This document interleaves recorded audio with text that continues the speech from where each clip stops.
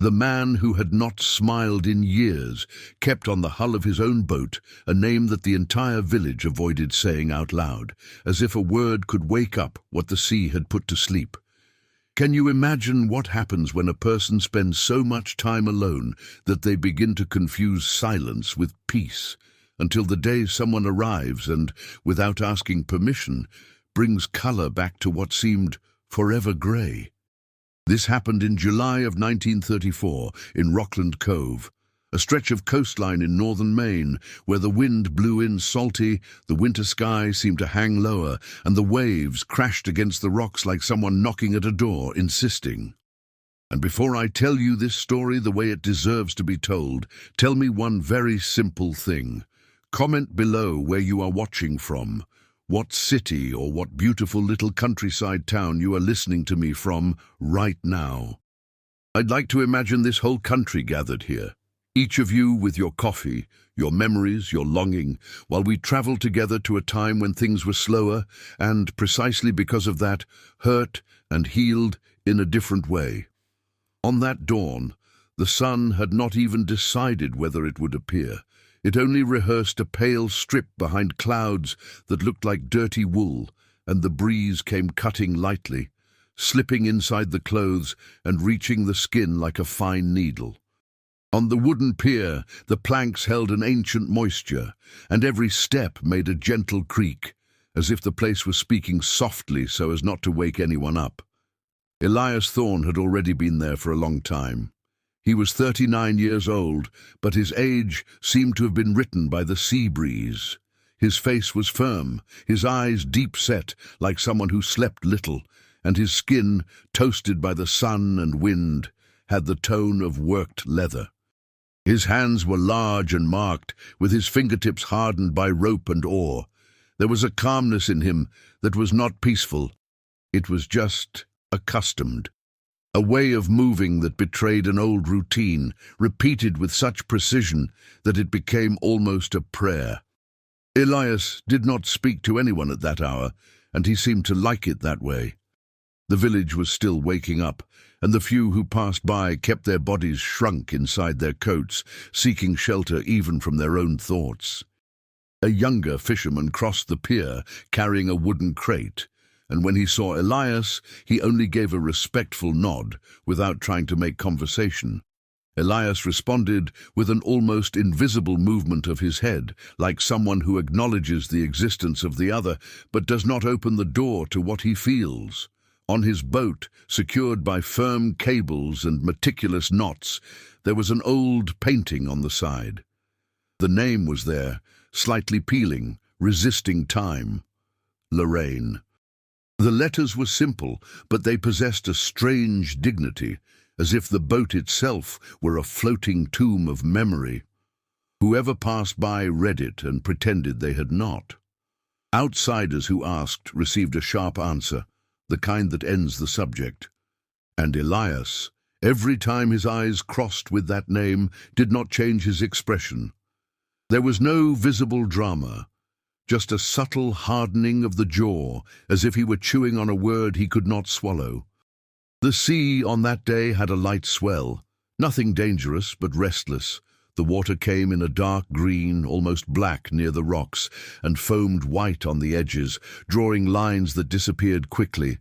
The smell was strong, the kind of smell that enters the nose and seems to clean you from the inside, mixed with seaweed, wet wood, and fresh fish. Elias liked that smell. It was the only perfume that did not demand a memory. He pulled up a net, checked it mesh by mesh, with the patience of someone who knows his own instrument as he knows his own body. One of the cork floats was worn out, and he thought about replacing it, but postponed it. Postponing was a talent of his.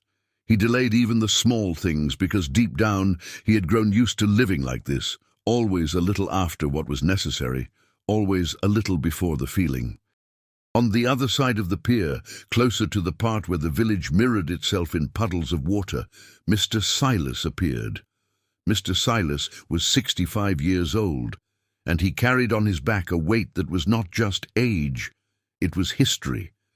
His mustache was white and neatly trimmed, and his eyes held a quiet intelligence that saw what people hid behind words. He walked slowly, stepping firmly, like someone who is in no hurry, because he has already seen almost everything, and he carried a burlap sack on his shoulder full of small fishing gear.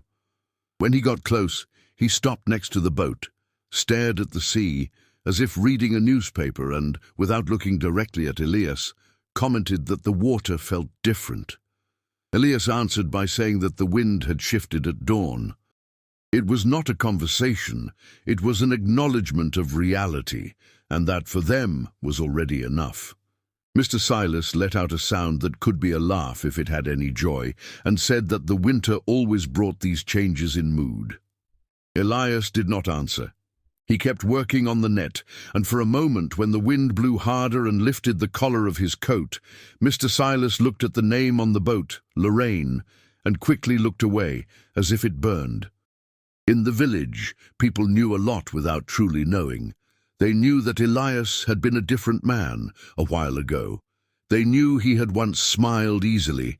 They knew he had once spoken louder, that he had sung at the summer parish fair, that he had danced clumsily at a town gathering and, even so, made a young woman laugh until she was out of breath.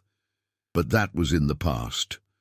And the past there was treated with the same rule as the sea. No one tries to control it. It is only respected. 6 years earlier, some said, Elias had lost his fiancée, without details, without a spectacle. The village took care not to turn pain into a soap opera, at least not in front of him. The kind of loss that did not come with obvious guilt but came with emptiness. And emptiness, when it enters, makes itself a home. He had no child, he had no family nearby, he had no company. He lived in a simple house, leaning against a higher part of the village, where the wind hit first, and the view of the sea was wide enough to make it seem like the world had no one else in it. The house smelled of wood and salt, and had little decoration. A table, 2 chairs, a wood-burning stove, a narrow bed with a thick blanket, and a shelf with an old radio that he almost never turned on. The silence there was not an absence. It was a choice. When he finished fishing, he sold the fish at the small market near the church. The market smelled of wet sawdust and low conversation. The sawdust was thrown on the floor to hold the blood and the water, but there was nothing horrific about it. It was just life as it is, simple and direct, without flourishes. Fresh fish, counted coins, a ledger for credit, an occasional customer who tried to make small talk, and received short, polite, finalized answers. Elias was known for one thing: he was fair, neither more nor less. He did not inflate prices, he did not cheat on the weight, he did not sell old fish as if it were from today. He delivered what he promised. Perhaps that is why the village respected his silence so much, because when he did not promise, he also did not pretend. On that same day, around mid-morning, when the light finally gained substance and the pale strip turned into a yellowish sun, a different figure appeared on the main street. She did not look like she was from the village, not because of her clothes themselves, which were simple, but because of the way she walked. Those born near the sea learn to walk like someone anticipating wind and humidity. Those who come from somewhere else carry a firmer step, as if the ground is always dry. The young woman came with a small leather suitcase, a shawl folded over her arm, and her dark hair tied up in a practical way, but with a few strands escaping and dancing in the air. Her eyes had a curious brightness, the kind that looks around like someone asking questions without speaking. Sophie Davenport was 25 years old, and her courage was not loud. It was natural. She came from the highlands, from the White Mountains, and she carried on her skin a cold that was different from the cold of the sea. The cold up there was drier, harder. It cut without apologizing. The cold down here came damp. It entered like a memory. Sophie did not come for a stroll. She came because life had pushed her, Her father had lost his general store, and the family's pride had gone with it, like a roof tile blown away by a storm. There was no scandal. There was no bankruptcy announced in the public square. There was no public tragedy. There was only the kind of silent ruin that forces a daughter to pack a bag and start over where someone will still open a door. The door, in that case, was the one to Mrs. Eleanor's inn. Mrs. Eleanor lived and worked in an old, large house facing the sea, with thick walls and high windows. The inn was not luxurious. It was clean, welcoming, smelled of freshly brewed coffee and floor cloths, and had a wooden porch where people sat to watch the sea and pretend that life was only that. Mrs. Eleanor was 58 years old, had a firm voice and a gaze that missed nothing. She was a widow, but she was not sad. She was the kind of woman who learned to survive with elegance and who turned her own loneliness into organization. When Sophie arrived, Mrs. Eleanor opened the door with a cloth in her hand, as if she were in the middle of some cleaning, and her face lit up with a short, sincere smile. She hugged Sophie with the strength of an aunt who satisfies years of longing in seconds, and commented that the young woman had lost weight, as if that were proof that the world was being too demanding. Sophie answered that the world had always been demanding and that she, for now, was just trying not to fall. She said this with a light laugh, as if laughter were a way of not collapsing. Mrs. Eleanor looked closely at her niece, like someone who sees beyond the words, and merely said that she would have a bed, food, and work there in that order. Sophie accepted it like someone accepting a blessing. At the inn, Sophie started on the very same day. She helped tidy up a room, swept the sand brought in by the wind, hung sheets on the clothesline where the breeze left everything smelling of the sea. She discovered that the work there was constant and had no glamour, but it had a rhythm that was almost therapeutic, and in the late afternoon, when the guests were arriving, she had a rare moment of peace. She sat for a second on the porch with a hot mug of coffee between her hands and felt the warmth rise through her palms and reach her chest. The sea was right there, enormous, breathing. Sophie kept watching and thought that perhaps it was possible to start over without forgetting. It was at that moment that Mrs. Eleanor appeared with a notebook in her hand and the manner of someone about to give an order that seems simple but holds the entire house together. She said she needed fresh fish for dinner. She said the guests liked it. She said the best fish came from a specific fisherman, and that if Sophie wanted to make the inn run properly, she needed to learn where to buy the right things. Sophie asked who it was. Mrs. Eleanor answered that it was Elias Thorne. The name, by itself, meant nothing to Sophie. But the way Mrs. Eleanor spoke, it did. There was no gossip. There was caution. Her aunt explained that Elias was not one for much conversation, that there was no point in insisting, that it was just a matter of buying, paying, and that was it. She said it like someone giving instructions on how to handle a skittish animal, but without malice, only with respect. Sophie listened, nodded, and stood up as if she were about to do the most ordinary thing in the world. Night fell early, as it always did in winter. The village acquired a smell of wood smoke, and the windows lit up one by one, each yellow light seeming like a small shelter against the cold. Sophie went to the market at the end of the day, already close to closing time, but learned that Elias did not sell at that hour. Someone, with the typical goodwill of a small town, pointed out that he usually delivered early in the morning. Sophie thanked them and decided she would go the next day. She slept little that night. Not out of romantic anxiety, because she did not even know yet that romance was lurking. She slept little because starting over is like that. The body lies down, but the mind remains standing. At some point, near dawn, she heard the sea getting louder, and that sound, instead of frightening her, lulled her. It was as if the world was saying in an ancient tongue that things carry on even when we do not know how. When the next day dawned, Sophie was already up before her aunt. She put on a simple coat, tied a scarf around her neck, pinned her hair up more carefully, and went out with a basket in her hand and exact change in her pocket. The morning air came in freezing, and she pulled the coat closer to her body. The streets of the village were damp, with small puddles reflecting the sky. On every corner there was a smell: bread baking, coffee boiling, sea breeze, clothes drying. She walked down to the pier. The place was alive in the right way, without commotion. Men carried crates, women walked by with bags and a quick greeting, and the sound of the sea filled in what was left unsaid. Sophie walked slowly, observing, trying to understand the logic of that place. Everything seemed simple, but there were invisible rules. Who speaks to whom? Who avoids whom? Who smiles and who just nods? She saw the boat. She saw the name: Lorraine. She did not know what it meant, but she felt a shiver that was not from the cold. Perhaps it was just the sensation of stepping into a story already in progress.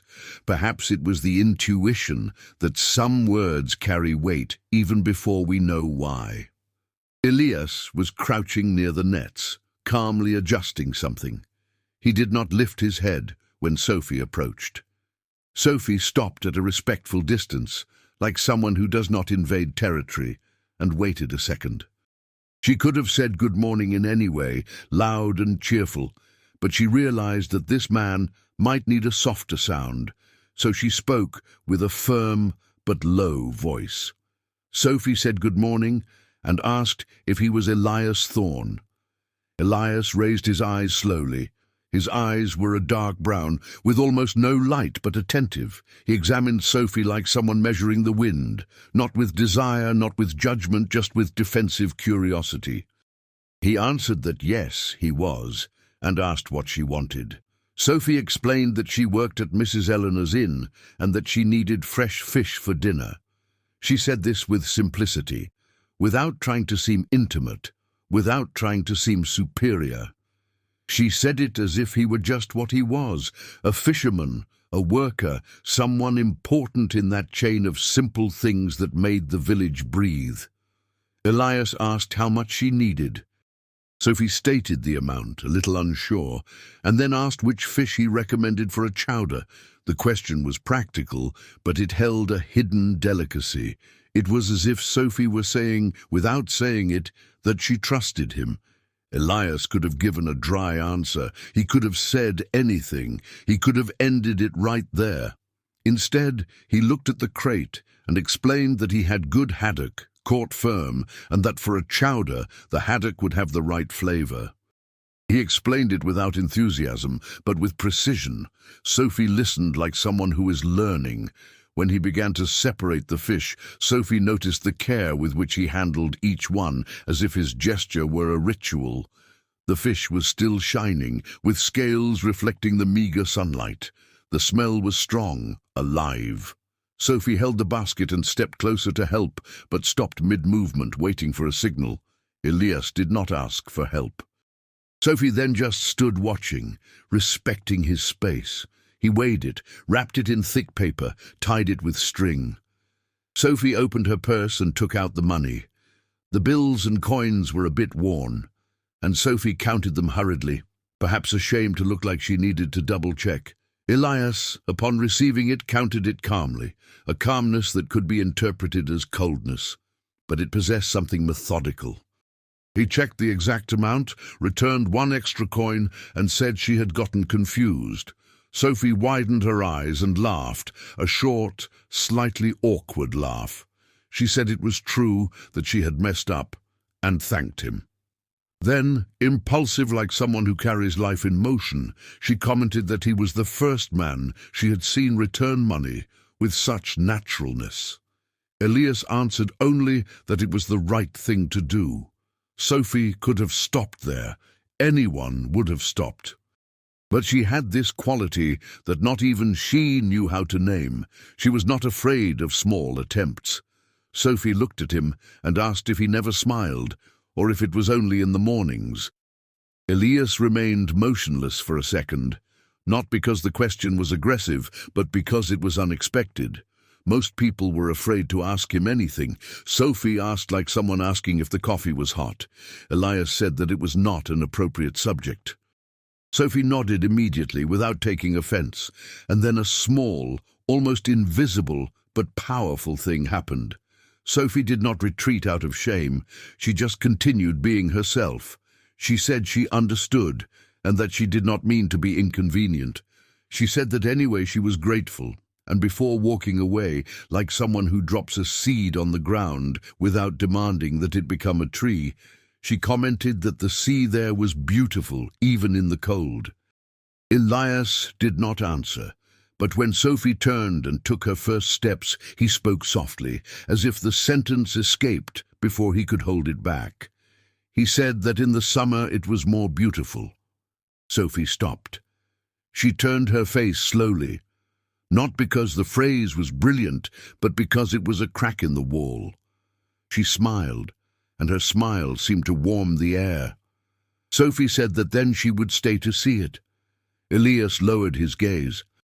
Sophie returned to the inn with the fish and with a strange feeling in her chest. It was not passion, it was not expectation, it was just that impression that behind a man's silence there is always a story. And Sophie liked stories, perhaps because her life lately had been written with letters that were far too difficult. Mrs. Eleanor received the fish, smelled it, approved it with a satisfied sound, and asked if Elias had said anything. Sophie answered that he had said what was necessary. Mrs. Eleanor gave a half-smile, like someone who considers that progress, and only told Sophie not to take it personally if he was closed off. Sophie answered that she did not take it personally. At lunchtime, the inn became full. People from commerce, 2 travellers, a man who said he was heading to Portland, and an older couple who spoke softly and laughed at memories. Sophie served the tables, learned their tastes, listened to pieces of conversation. The village had its own way of recounting life, with short sentences and long looks. Sophie at times caught herself looking out the window, waiting to see the sea. She did not yet know that, without realizing it, she was also waiting for something else. In the late afternoon, when the rush subsided, Sophie helped Mrs. Eleanor in the kitchen. Her aunt taught her a seasoning, a proportion, a trick to thicken the broth without flour. Sophie learned fast. She had good hands.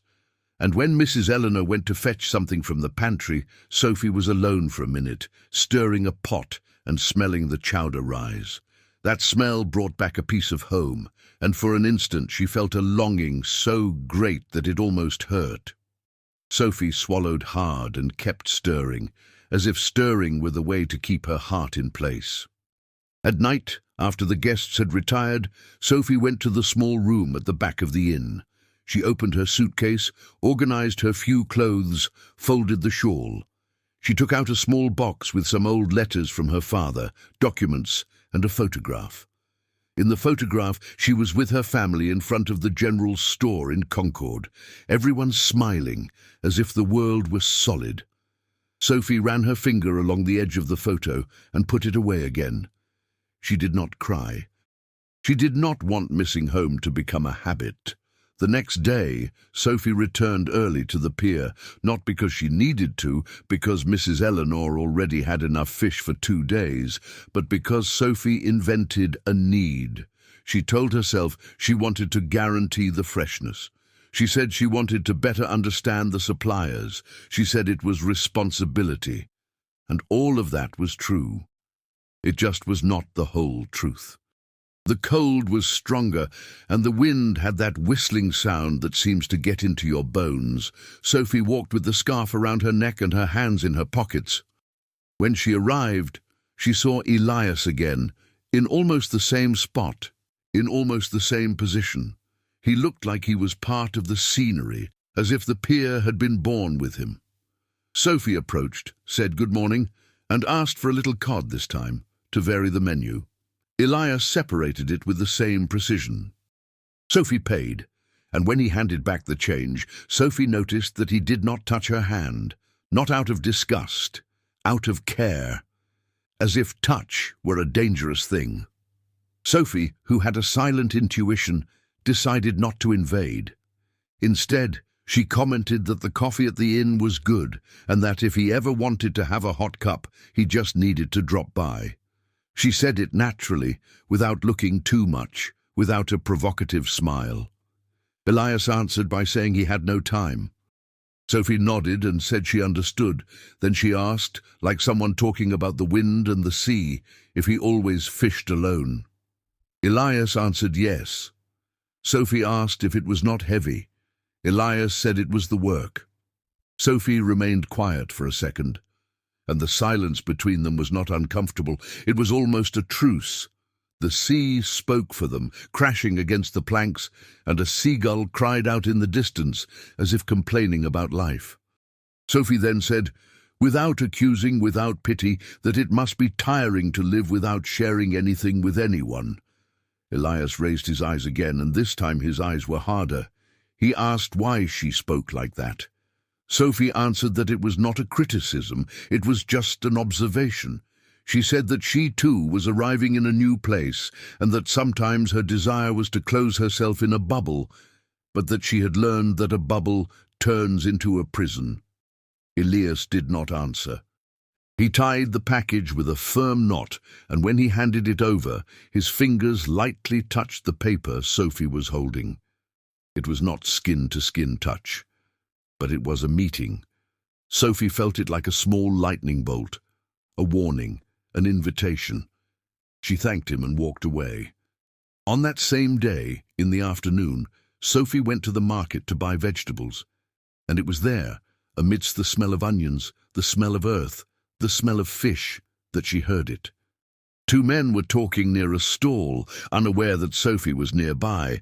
One of them commented in a low voice that Elias was selling earlier because of the cold. The other answered that Elias always did everything early, as if he wanted to finish life quickly. They laughed in a way that had no malice, but with that irony typical of those who do not understand someone else's pain. The first man then said it was a pity. He said that Elias had been a good man to talk to before. He said that when Lorraine was still alive, he seemed like another person. The second man made a sound like someone wanting to wrap it up and said it was not a topic to bring up, that it had been a long time. The first agreed, but added that the boat still bore her name, as if Elias carried that as a punishment. Sophie stood still for a second. She felt her face heat up, not from shame, but from discomfort. It was not her right to listen. It was not their right to speak. And even so, that was how things worked. The village kept secrets and at the same time scattered crumbs. Sophie left the market with a heavy bag and an even heavier mind. She walked back to the inn looking at the ground, seeing puddles reflect the sky, and feeling that wind on her face. She repeated the name in her thoughts. Lorraine. She did not know who it was, but now she knew that the name was a wound. At the inn, Mrs. Eleanor was on the porch, sewing something with thick thread. Sophie sat nearby and, without beating around the bush, asked who Lorraine was. Mrs. Eleanor stopped her needle in the air, as if time had pulled the brake.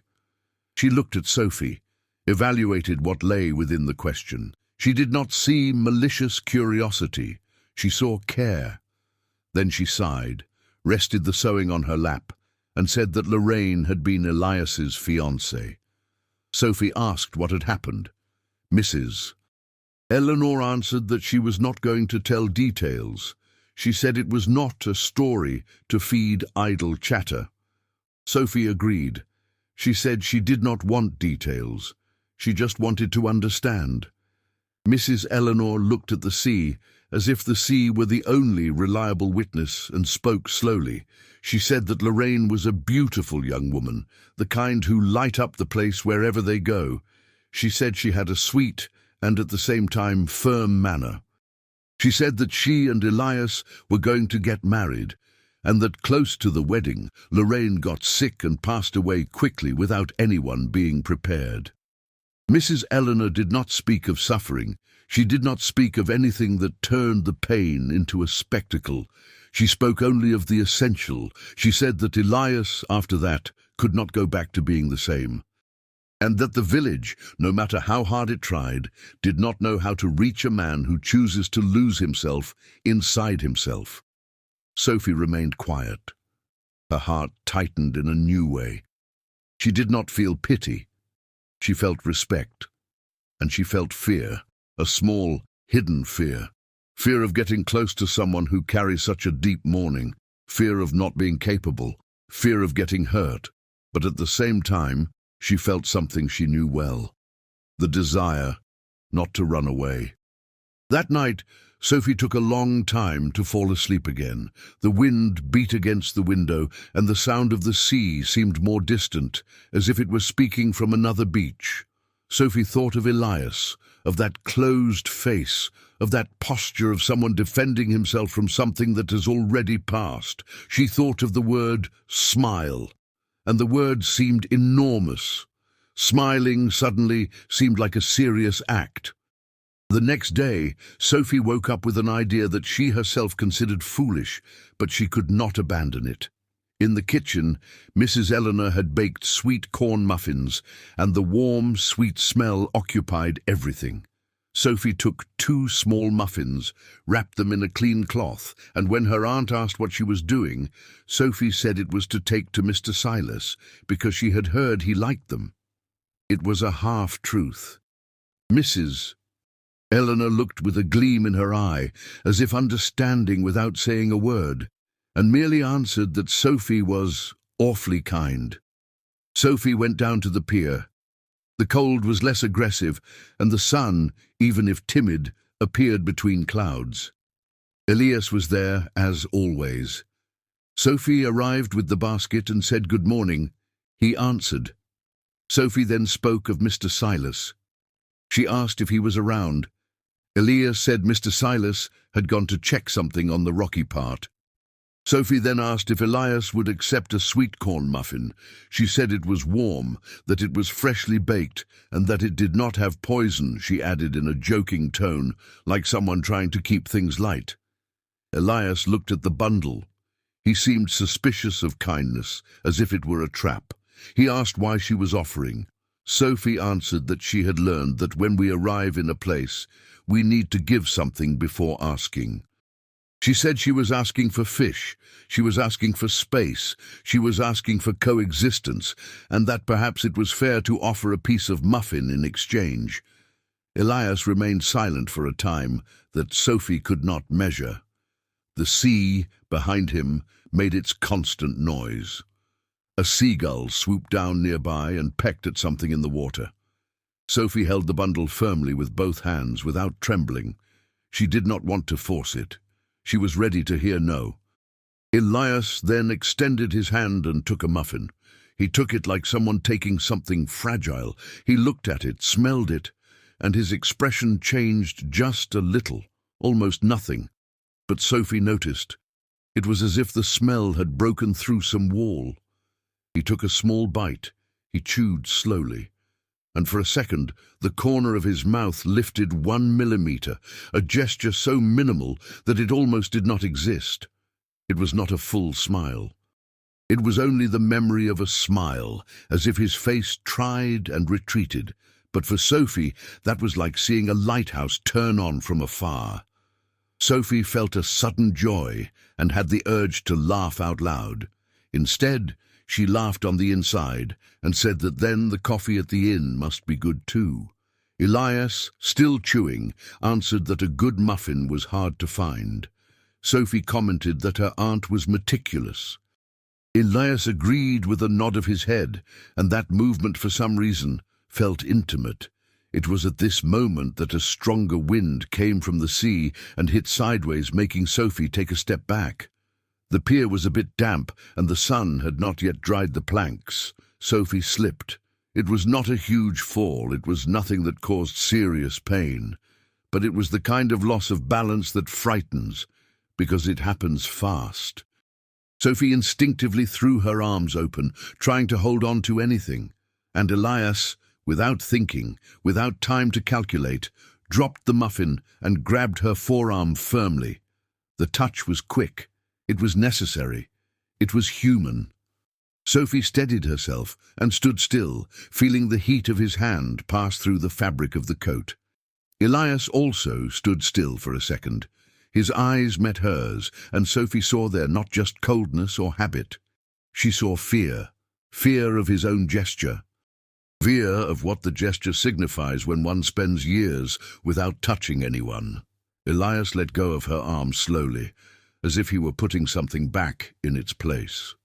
Sophie took a deep breath and said she was fine. Her voice came out a bit lower. She thanked him. Elias answered only that the pier was slippery. Sophie, with her heart racing, commented that he had good reflexes. Elias looked away, as if a compliment was something he did not know where to store. Sophie then took a step to the side, creating space, and kept looking at the sea, pretending nothing had happened, because sometimes respect is just that. It is not turning a gesture into a spectacle, but inside, Sophie knew that something had changed. Later that day, Mr. Silas passed by the inn and received the muffins with a wide smile. He thanked her, said Sophie had good hands, and asked how she was adjusting. Sophie answered that she was learning. Mr. Silas looked at her for a while, like someone who sees beyond the word, and commented that the sea teaches us to have patience. Sophie nodded. Mr. Silas then spoke, like someone throwing a sentence into the air without it seeming important, that Elias was not one to accept things from anyone. Sophie feigned surprise and asked if he wasn't. Mr. Silas answered that he wasn't, and that if he accepted, it was because something was shifting.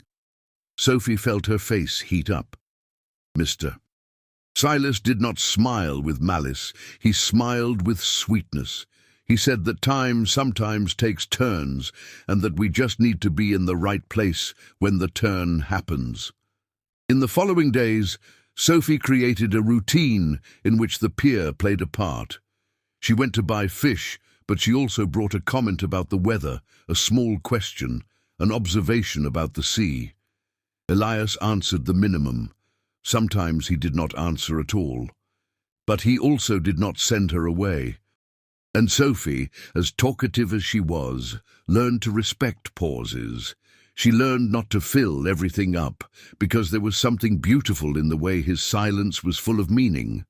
One day, Sophie arrived and saw Elias repairing a part of the boat. The hammer hit the wood with a dry, rhythmic sound. The wood smelled of resin and salt. Sophie stood watching for a while. Elias noticed and asked if she needed fish. Sophie answered that she did, but that she was also watching the work. She said it was beautiful to see someone do something with such care. Elias answered that a boat does not forgive carelessness. Sophie commented that life doesn't either.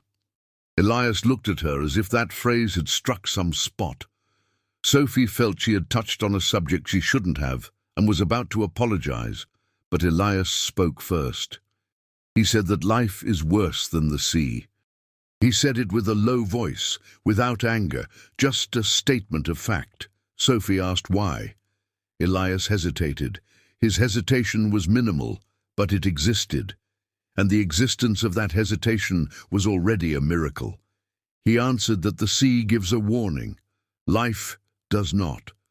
Sophie was left with that in her mouth, not knowing what to answer.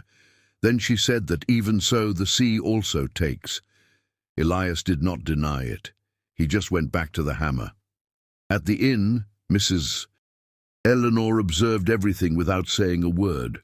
Sometimes she saw Sophie returning from the pier with a livelier face, with a lighter step, and she did not comment. She just let it be. Because Mrs. Eleanor knew that the most important things cannot be rushed. And she knew, above all, that Elias could not be pushed. He had to choose on his own. On a Sunday afternoon, the sky opened up more. The sun appeared strongly, and the village took advantage like someone enjoying a rare day off. People sat in their doorways, talked, laughed quietly, drank thermoses of hot cider, and the children of the village ran further ahead on the sand, far away as part of the scenery.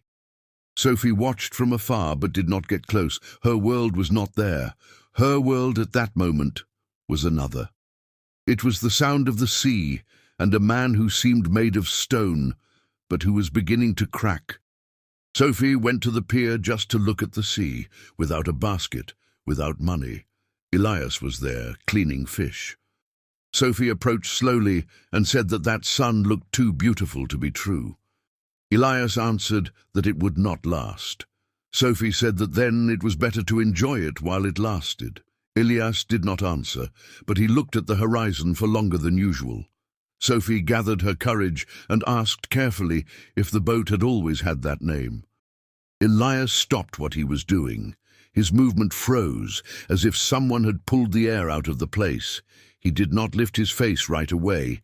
He just kept staring at the fish, the knife in his hand, as if he no longer knew what to do with it. Sophie regretted it immediately. She said he did not need to answer. She said she had only asked because she thought it was beautiful and that she did not want to mess with anything that hurt. Elias took a deep breath. Sophie heard the sound of the air entering. He passed his hand over his face, a quick gesture, like someone wiping water from his eyes even though he is dry. When he raised his gaze, his eyes were different. There were no tears. There was tension, as if a dam were being pressured from the inside. He asked why she insisted. Sophie answered with sincerity. She said she was not insisting. She said she was just there.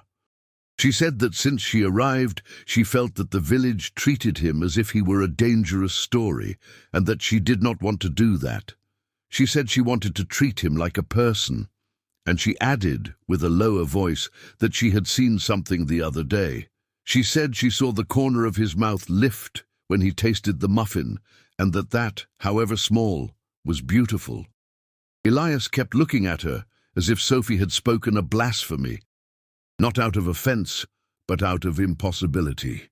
Beautiful. The word seemed not to fit him. Sophie then took a step back, respecting him. She said she did not want anything from him. She said she was not demanding a smile. She said that if he wanted to live closed off, she would respect it, but that she did not know how to pretend she did not see when someone is drowning on the inside. She said that maybe she was wrong. She said that maybe she was projecting, but that was her feeling. The sea crashed hard against a rock, and the sound seemed to punctuate her sentence. Elias, after a long silence, spoke. He said the name was not beautiful. He said it was a memory. He said it was what was left. Sophie felt a lump in her throat. She did not answer with pity. She answered with presence. She said that a memory sometimes is what holds us up, and sometimes it is what traps us. She said she did not know which was his case, but that she was there for whatever it was. Elias let out a short laugh, without joy, like someone who finds it strange that someone would offer that. He asked what she could do. Sophie answered that she did not know. She said that maybe she could not do anything. She said that maybe the only thing she could do was to keep coming back, buying fish, bringing small talk, respecting silence, offering a sweet corn muffin from time to time, and letting time do the rest. Elias looked at the name on the boat, Lorraine. Then he looked at Sophie, and in a gesture that Sophie did not expect, he said that the next day he was going out earlier, before the sun, for a fishing trip further out. He said the sea was better for that. Sophie answered that then he would come back with good fish. Elias nodded and added, as if it were the most normal thing in the world, that she could come along if she wanted to see what it was like. Sophie was left breathless for a second. The invitation was simple, practical, but it carried something big. It was the first time Elias had offered space in his world. Sophie broke into a smile that she did not try to hide. She said she would go if he did not regret it. Elias answered that he did not regret fishing. The sentence was dry, but there was a thread of involuntary humor in it, and Sophie laughed quietly. It was a small, respectful but warm laugh. Elias did not smile back, yet, but when Sophie said goodbye and began walking back, The wind blew lightly, and she heard behind her a sound that was not the sea, was not creaking wood, was not a seagull. It was a different sigh, as if someone had for an instant forgotten to hold back their own heart. Sophie did not look back. She kept that like someone keeping a sacred thing. And she walked down the damp street with the smell of salt in the air, thinking that perhaps the dawn of the next day would not be just another one. Perhaps it would be the beginning of a story that, without anyone noticing, had already been written the moment a man who did not smile held her arm to prevent a fall. The meeting was before the sun. The early morning still held the village by the shoulder when Sophie walked down the main street with the scarf tied firmly around her neck and her hands hidden in her coat pockets. The wind came salty, blowing sideways, and the fine sand hit the hem of her skirt as if it wanted to climb up too. There was a smell of freshly brewed coffee escaping from some window, and mixed with that the raw smell of the sea, which was neither perfume nor dirt, it was just truth. On the pier, the planks were damp and cold, and the sound of the sea seemed louder when everything else was still sleeping.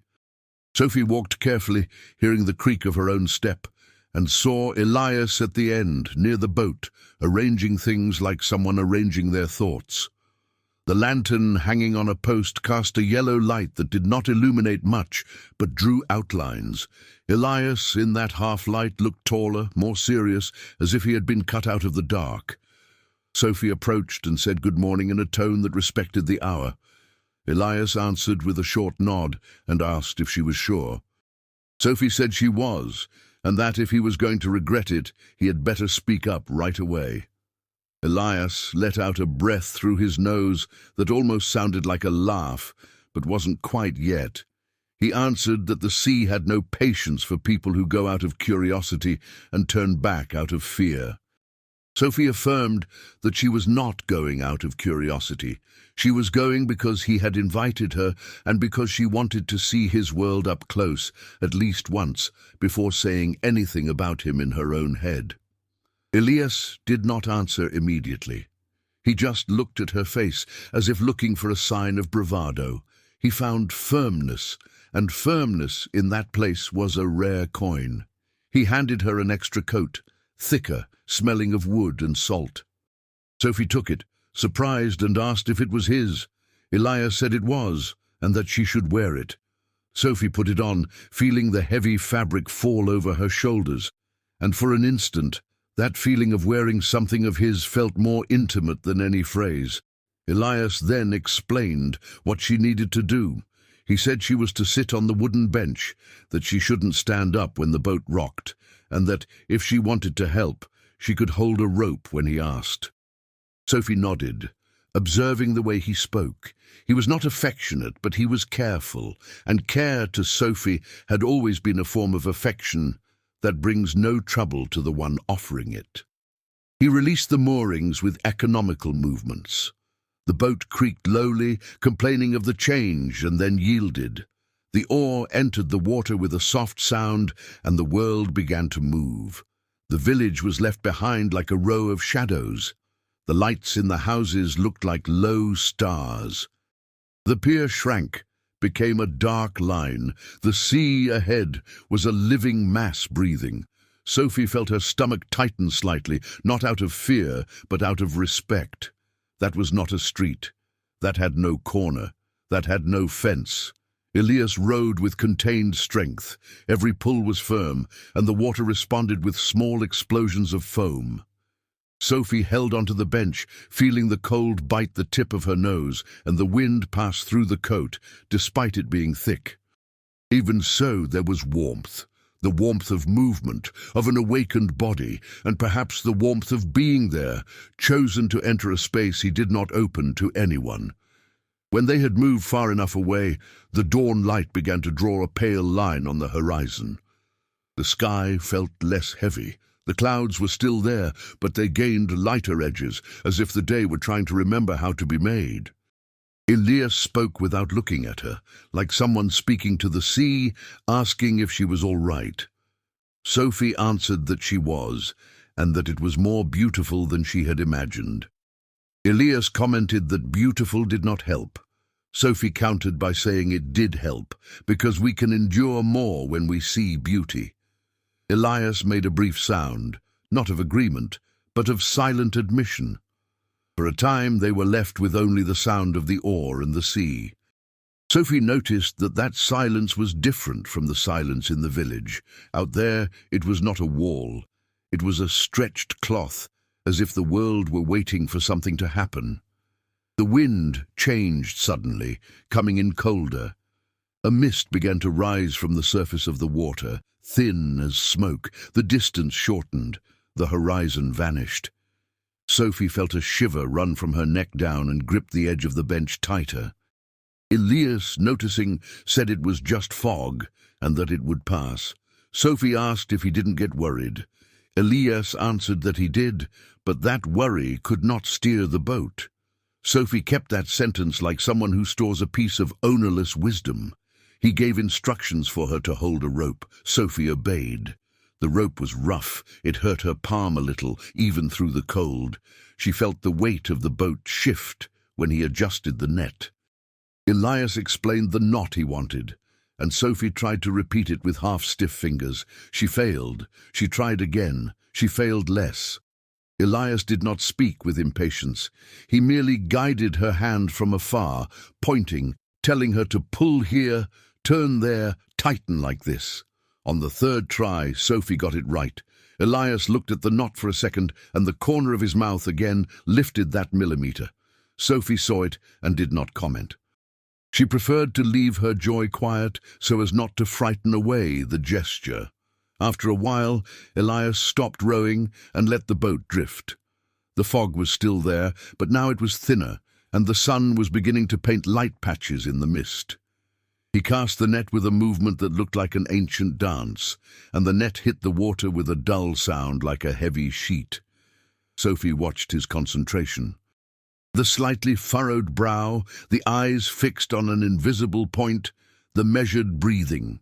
It was as if, in that instant, he had a place inside himself that did not ache, a place only for work and the sea.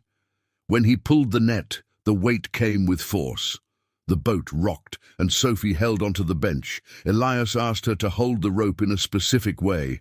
Sophie obeyed, feeling the muscles in her arm complain. The rope scratched. She bit her tongue so as not to make a sound. Elias pulled more, and the net appeared with a silvery gleam inside, alive with movement. Sophie's heart raced, not out of fright, but out of admiration. The fish were beautiful in that instant, with scales reflecting the early sun, round eyes, firm bodies. It was pure life. Sophie felt a great respect for that. There was no cruelty. There was necessity. And there was, above all, the skill of a man who knew how to take from the sea what he needed without striking a pose. Elias separated the fish, quick, efficient. Sophie helped by holding the crate, following instructions. When the net was empty, he arranged it with care, as if it were an expensive fabric. Sophie noticed that he treated things with dignity, even the simplest ones. Perhaps that was why he disliked exaggeration. Exaggeration to him was disrespect. At a certain point, Sophie shivered a little, and Elias noticed. He asked if she was cold. Sophie answered yes, but that she was fine. Elias took out a piece of thick cloth he used to wipe his hands and offered it. Sophie took it and wrapped it around her fingers. The gesture was simple, yet she felt as if he had touched her on the inside. When the fog finally began to lift, the world reappeared. The horizon returned as a peaceful line. The sun, still low, now had the color of pale gold. Sophie took a deep breath and felt the air enter with the smell of salt and promise. She looked at Elias and said she understood why he liked being out there. Elias answered that he did not like it. He needed it. Sophie asked what the difference was. Elias took a long time to answer. Then he said that liking is a choice, needing is a habit. Sophie listened and, for the first time, imagined that he had condemned himself to a habit so he wouldn't have to choose anything. Because choosing opens up the chance to lose. On the way back, the wind helped. Elias rowed less. The boat seemed to glide. Sophie kept looking at the coastline, drawing nearer, and thinking that if the whole world were just this, sea and wood and the sound of the oar, maybe it would be easier. But the world is never just this. It always comes with people, with opinions, with the past, with the future. When they reached the pier, the village was already truly awake. There were voices, footsteps, crates being dragged. Sophie stepped off the boat carefully, and Elias held her arm for an instant to steady her. It was the same gesture from the day she slipped, only now it was more natural, less startled. Sophie thanked him, and Elias let go slowly. When she stepped away, she noticed eyes. Not necessarily malicious eyes, but curious eyes. People who recognized Sophie from the inn and recognized Elias from his isolation. The sum of the two became a topic, even without anyone saying a thing. Sophie felt her face heat up, and for a second was tempted to retreat, to leave quickly, to pretend nothing was happening. But then she looked at Elias. He was serious as always, only there was something different in his posture. As if he noticed the looks too, and, instead of shrinking, stood a little straighter. Sophie understood right then that he was not just inviting her onto the boat. He was, without knowing it, exposing himself once again. She took the crate of fish he had set aside and asked how much it was. Elias stated the price with a neutral voice. Sophie paid. And on an impulse, she said that the inn was going to make a good lunch with it and that he could drop by for a coffee later.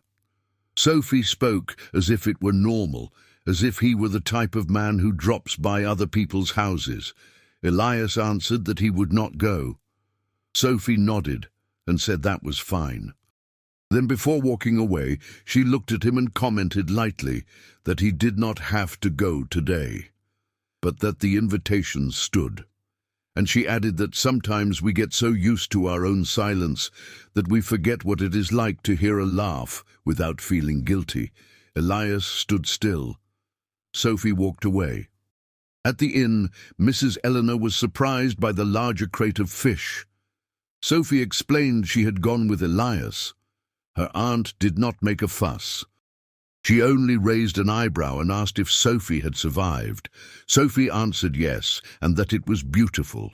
Mrs. Eleanor commented that beautiful does not fill a belly.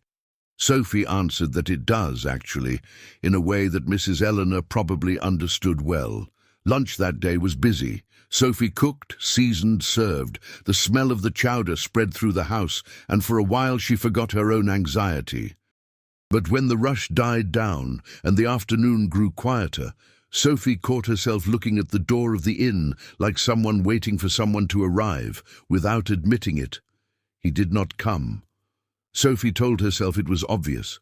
She said that Elias was not a man to accept invitations. She said she should not build expectations. Even so, she felt a pang of disappointment, and the pang was so discreet that it almost seemed ridiculous. She washed dishes with more force, as if the water could wash that from her chest. At the end of the day, it rained, a fine, persistent rain that tapped against the window with the sound of a light finger. The street grew dark early. The wind brought the smell of wet earth mixed with the sea breeze. Sophie closed the windows, helped Mrs. Eleanor cover things, and when the last guests had retired, the inn fell into a different silence. A silence of a resting house. Sophie went out to the porch for a moment just to smell the rain, and it was there, with the dim light from inside casting a rectangle on the ground, that she saw a shadow approaching. Elias was outside, standing under the fine rain, wearing his coat and his hair slightly damp. He did not look comfortable. He looked like someone who had stopped in a place he does not recognize. Sophie froze for a second, not knowing if that was real. Elias then said, in a low voice, that he had stopped by to return the coat. Sophie took a moment to answer. Then she said he could come in because it was raining. Elias hesitated, as if the doorway were a forbidden line. Sophie did not insist with words. She just opened the door wider and stepped back, making space. Elias walked in. The smell of the sea came in with him, a smell that seemed to have stuck to his skin. Sophie closed the door, and for a moment the two stood there not knowing what to do. The room was simple, a table with a clean tablecloth, 2 chairs. The wood stove still held heat. The sound of the rain filled the cracks in the silence. Sophie asked if he wanted coffee. Elias answered that he didn't need any. Sophie said it was not a matter of needing, it was a matter of warming up. Elias looked at the stove, and like someone who yields because of the cold and not because of desire, said he would take a little. Sophie served the coffee in a ceramic cup with a chipped rim, and the smell rose, warm, filling the space between them. Elias held the cup with both hands, as if the heat were a precious thing. Sophie sat on the other side of the table, keeping enough distance so as not to frighten him. She asked how the fishing had been. Elias answered that it had been good. Sophie asked if he was going to repeat it another day. Elias said maybe. Sophie commented that she could learn. Elias looked at her hands, as if remembering the rope, and said she was stubborn. Sophie smiled and answered that stubbornness is the most polite way to call someone who does not give up. Elias took a sip, and for a second his face relaxed. Sophie noticed and stayed quiet, letting the moment exist. She then commented carefully that he rowed as if he were having a conversation with the sea. Elias answered that the sea does not answer, so it was an easy conversation. Sophie said that not every conversation needs an answer to do you good. Elias looked at her with an uncomfortable attention, as if that phrase had hit a place he had kept locked up for years. The rain picked up slightly. The sound grew fuller. Sophie felt suddenly that this was one of those moments that life hands over, and one must choose whether to hold on to it or let it drop. She asked if he felt lonely. The question was direct, and Sophie regretted it the very next second. But she did not take it back, because she did not want him to think she was only there to talk about the weather and the fish. She wanted him to know that someone saw him. Elias did not answer right away. He set the cup on the table carefully, as if the noise might ruin what he was thinking. He stared into the void for a moment, and then said that loneliness is simpler than we think. He said it turns into a routine, and routine, after a while, turns into peace. Sophie asked if he called it peace, so he wouldn't have to call it fear.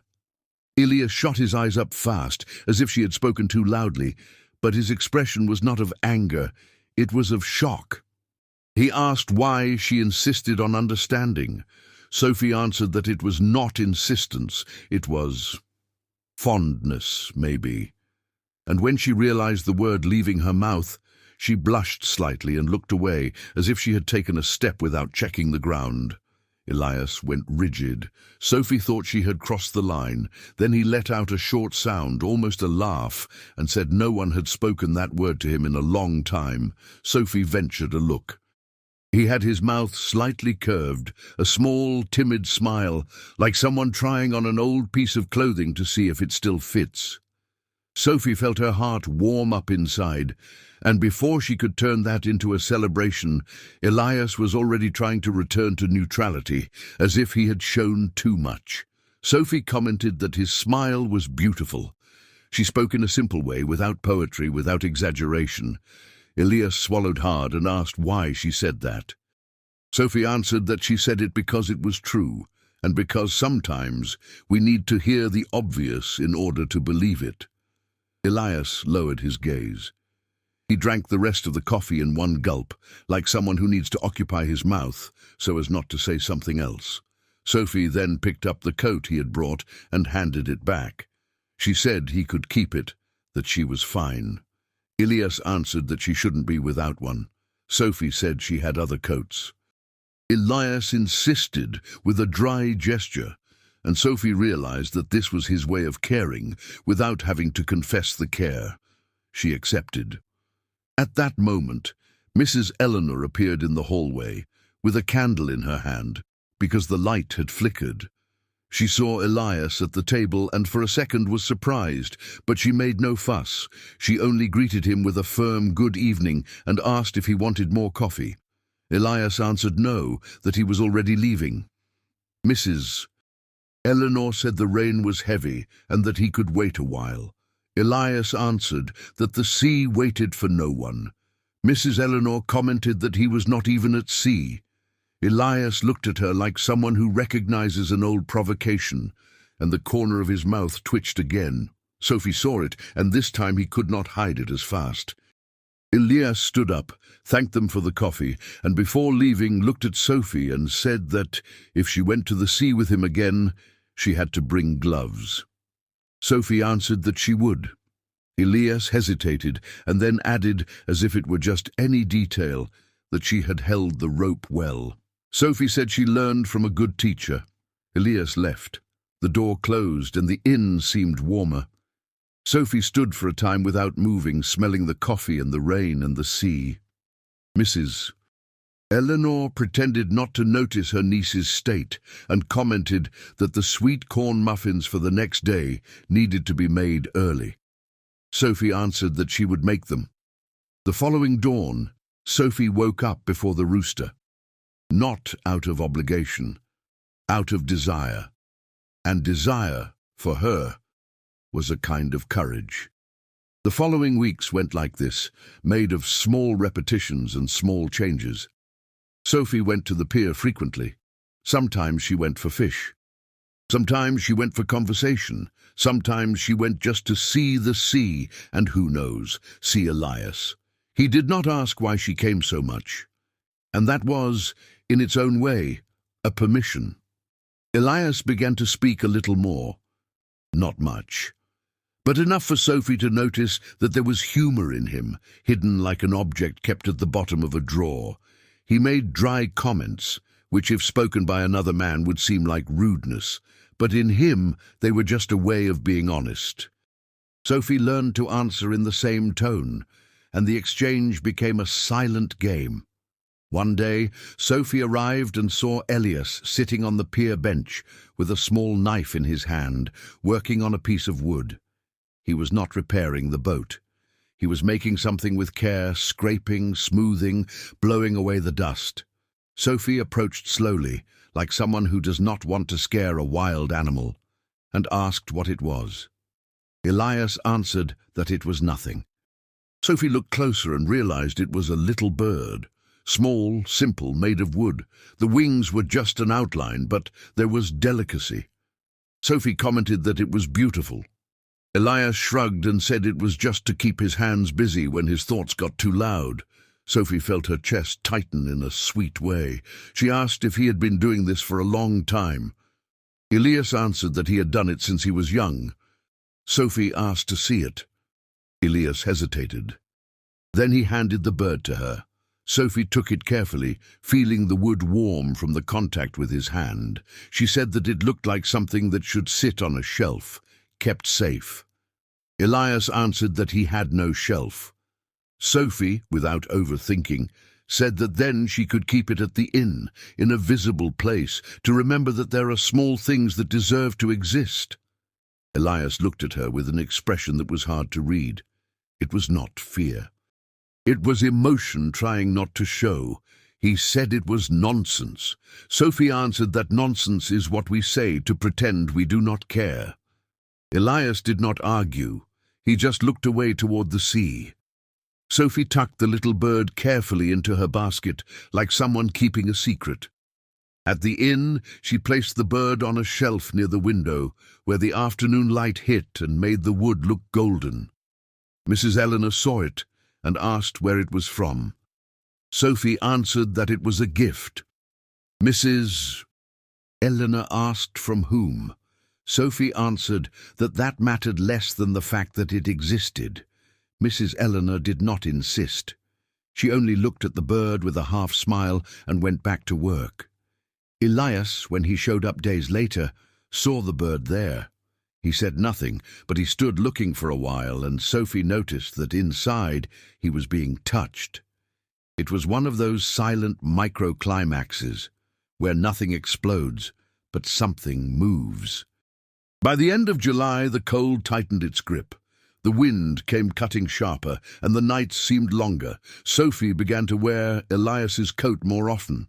Sometimes, when she wore it, she smelled his scent, a smell of sea and wood, and that made her face flush without explanation.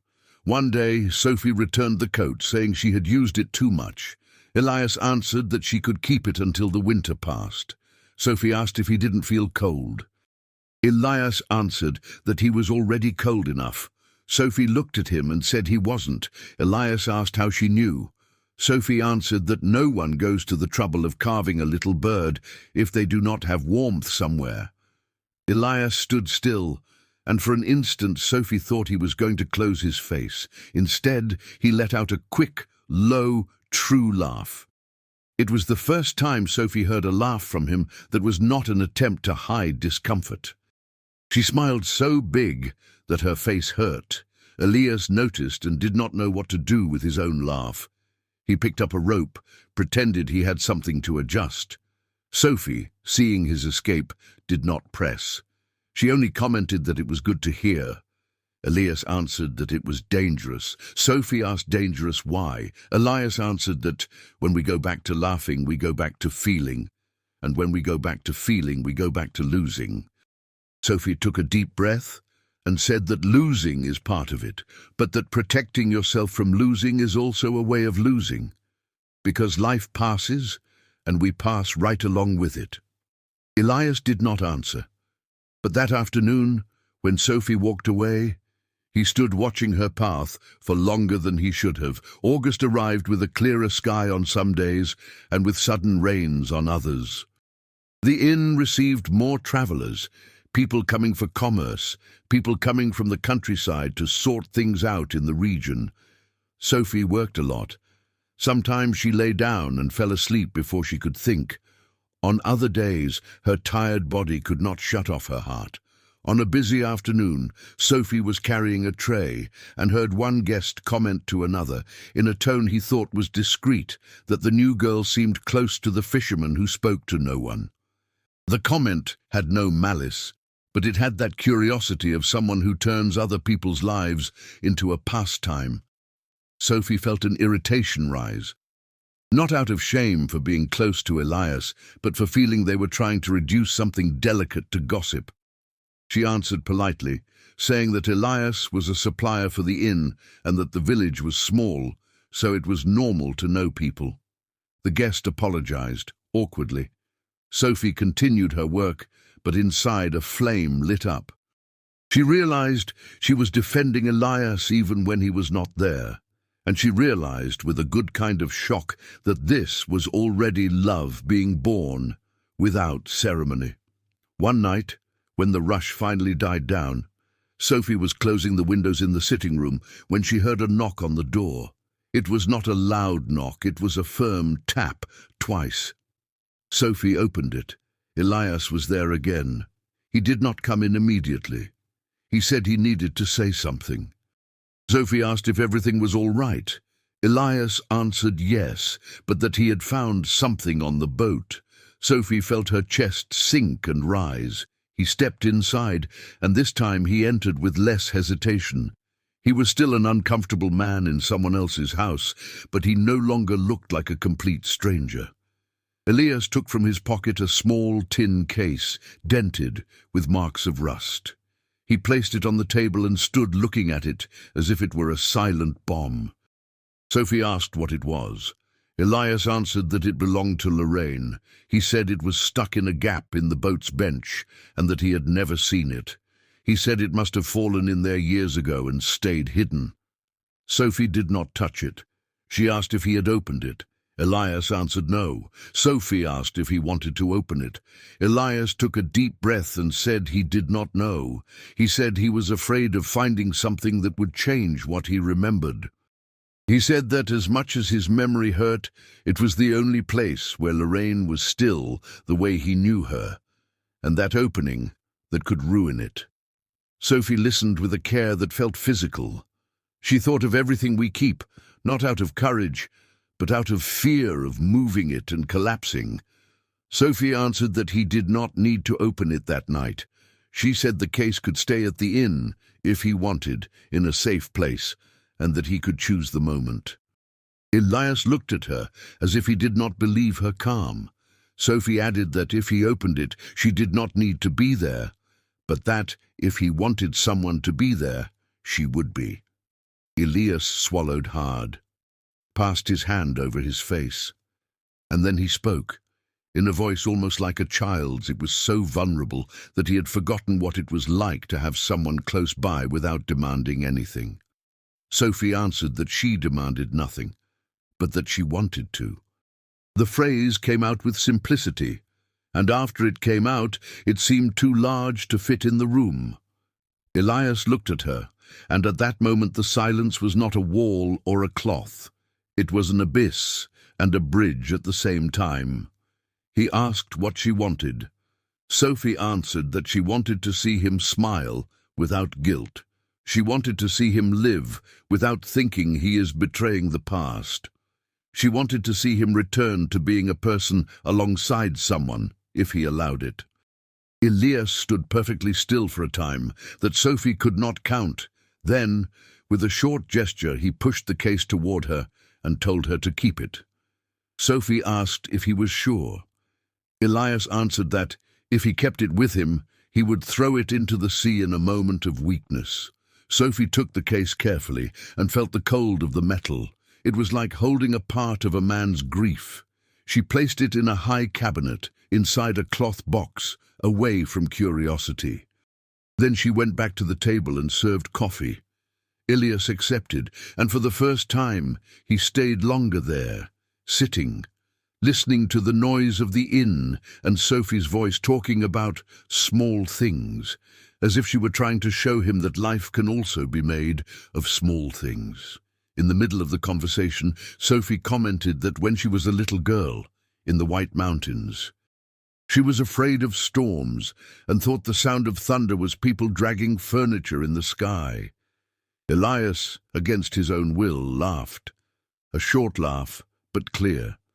Sophie stopped talking mid-sentence, just to watch. Elias realized she had stopped because of his laugh and felt awkward. Sophie said softly, "That was it. That was what she wanted." Elias, his face still half open, said she was dangerous. Sophie asked why, and he answered that she made him forget for a second. Sophie said forgetting was not betraying, it was breathing. Elias stared into his cup as if an answer lay within it. Then he stood up, thanked her, and left. Sophie was left with her heart beating fast and a new certainty. That was not just coexistence. That was a story truly beginning, and now just a quick request, the size of a whisper. If this story is making you feel something, leave a like and subscribe to the channel so you do not miss the next ones. Because here we tell about love the old-fashioned way, with time, with detail, and with heart. The days hurried by.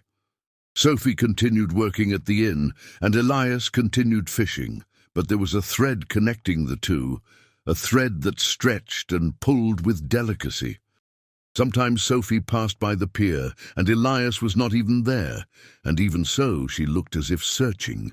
On other days, he was there, and a mere wave was enough for Sophie to feel that the day had changed its weight. They began to create small rituals. Sophie brought sweet corn muffins on some days. Elias brought better fish than she had asked for on others, pretending it had been by chance. Sophie would say he was doing it on purpose. Elias would answer that good fish is luck. Sophie would answer that luck is the name we give when life decides to be generous. Elias pretended he did not hear, but he heard. On a clear morning, Sophie went to the pier and found Elias sitting down, looking at the sea without working. That was rare. Sophie approached slowly and asked if something had happened. Elias answered no. Sophie sat on the bench at a respectful distance. The two of them stayed there, listening to the sea. The sun hit Sophie's face, warming her skin. The wind brought the smell of seaweed and salt. After a while, Elias spoke without looking at her that he had dreamed of Lorraine the night before. Sophie felt her heart tighten. She asked what he had felt. Elias answered that, in the dream, Lorraine was not sad. She was just far away, as if she were in another place and he could not reach her. Sophie asked if he thought dreams meant anything. Elias said he did not believe in those things, but that the dream had left a bitter taste. Sophie remained quiet. Then she asked carefully if he wanted to open the case. Elias answered not yet. He said he needed more time. Sophie nodded and said he had time. She said she was not running away, and when she said that, she startled herself with the promise, because promising to stay is a big thing. Elias looked at her for a moment and asked if she promised. Sophie answered that she promised what she could fulfill, and that she could fulfill presents. Elias fell silent. Then, in a slow gesture, he took a piece of line and a small hook from his pocket and began to fiddle, as if his hands needed to do something. Sophie noticed he was nervous, and she realized with tenderness that he got nervous not with the sea, but with feelings. Sophie then spoke of something else. She asked what was the first thing he had learned to do with his father. Elias answered that it was tying a knot. Sophie asked him to teach her a different knot. Elias taught her. Sophie messed up. Elias corrected her, and between one mistake and another, their fingers almost touched. Almost. Sophie felt the heat travel up her arm, as if that almost were a declaration. One late afternoon, Sophie was tidying up the sitting room of the inn when she saw Elias walk in. He had not knocked. He walked in like someone who already knows the way. Sophie was surprised and asked if everything was all right. Elias answered yes. He said he needed to talk to Mrs. Eleanor about the price of fish for the following month because the wind had shifted and the catch was more uncertain. Mrs. Eleanor was in the back and Sophie called her. Her aunt came with her hands smelling of soap and listened to Elias with attention. He explained with numbers that perhaps he would need to adjust the price a bit on some days, depending on the tide and the type of fish. Mrs. Eleanor, practical, agreed. She said she preferred to pay more for good fish than to save money and serve something bad. Elias nodded. When the conversation ended, he stood in the room as if he had forgotten the official reason that brought him there. Sophie noticed and held back a smile. Mrs. Eleanor noticed too and, without ceremony, said she was going to the kitchen and left the two alone. Sophie asked if he wanted coffee. Elias answered that he accepted. Sophie poured it. He sat down. Sophie sat on the other side, but this time with less distance. The table seemed smaller. Elias, looking at the cup, asked where Sophie got so much courage to arrive in a new place and act as if she belonged. Sophie answered that she did not act as if she belonged. She simply refused to apologize for existing. She said that for a long time she thought she had to shrink to fit in, and that now she preferred to fit in whole, even if that bothered people. Elias said she was going to end up bothering a lot of people. Sophie answered with a light smile that she was already bothering at least one person. Elias raised his eyes and asked who. Sophie answered him. Elias made a sound of protest but did not sustain it. Sophie added with a low voice that he bothered her too, because he made her want to stay. Elias went rigid. Sophie saw the fear in his eyes, the fear of hearing a phrase that demands an answer. Sophie almost regretted it again, but this time she did not take it back, because she did not want to live afraid of saying what she feels. She had already lost too much to silence. Elias then asked if she was getting attached. Sophie took a deep breath and answered yes. Elias lowered his gaze. His jaw hardened. He said that was a mistake. Sophie asked why. Elias answered that he was not the man for her. He said he was closed off. He said he was old inside. He said he had a past that would not let go.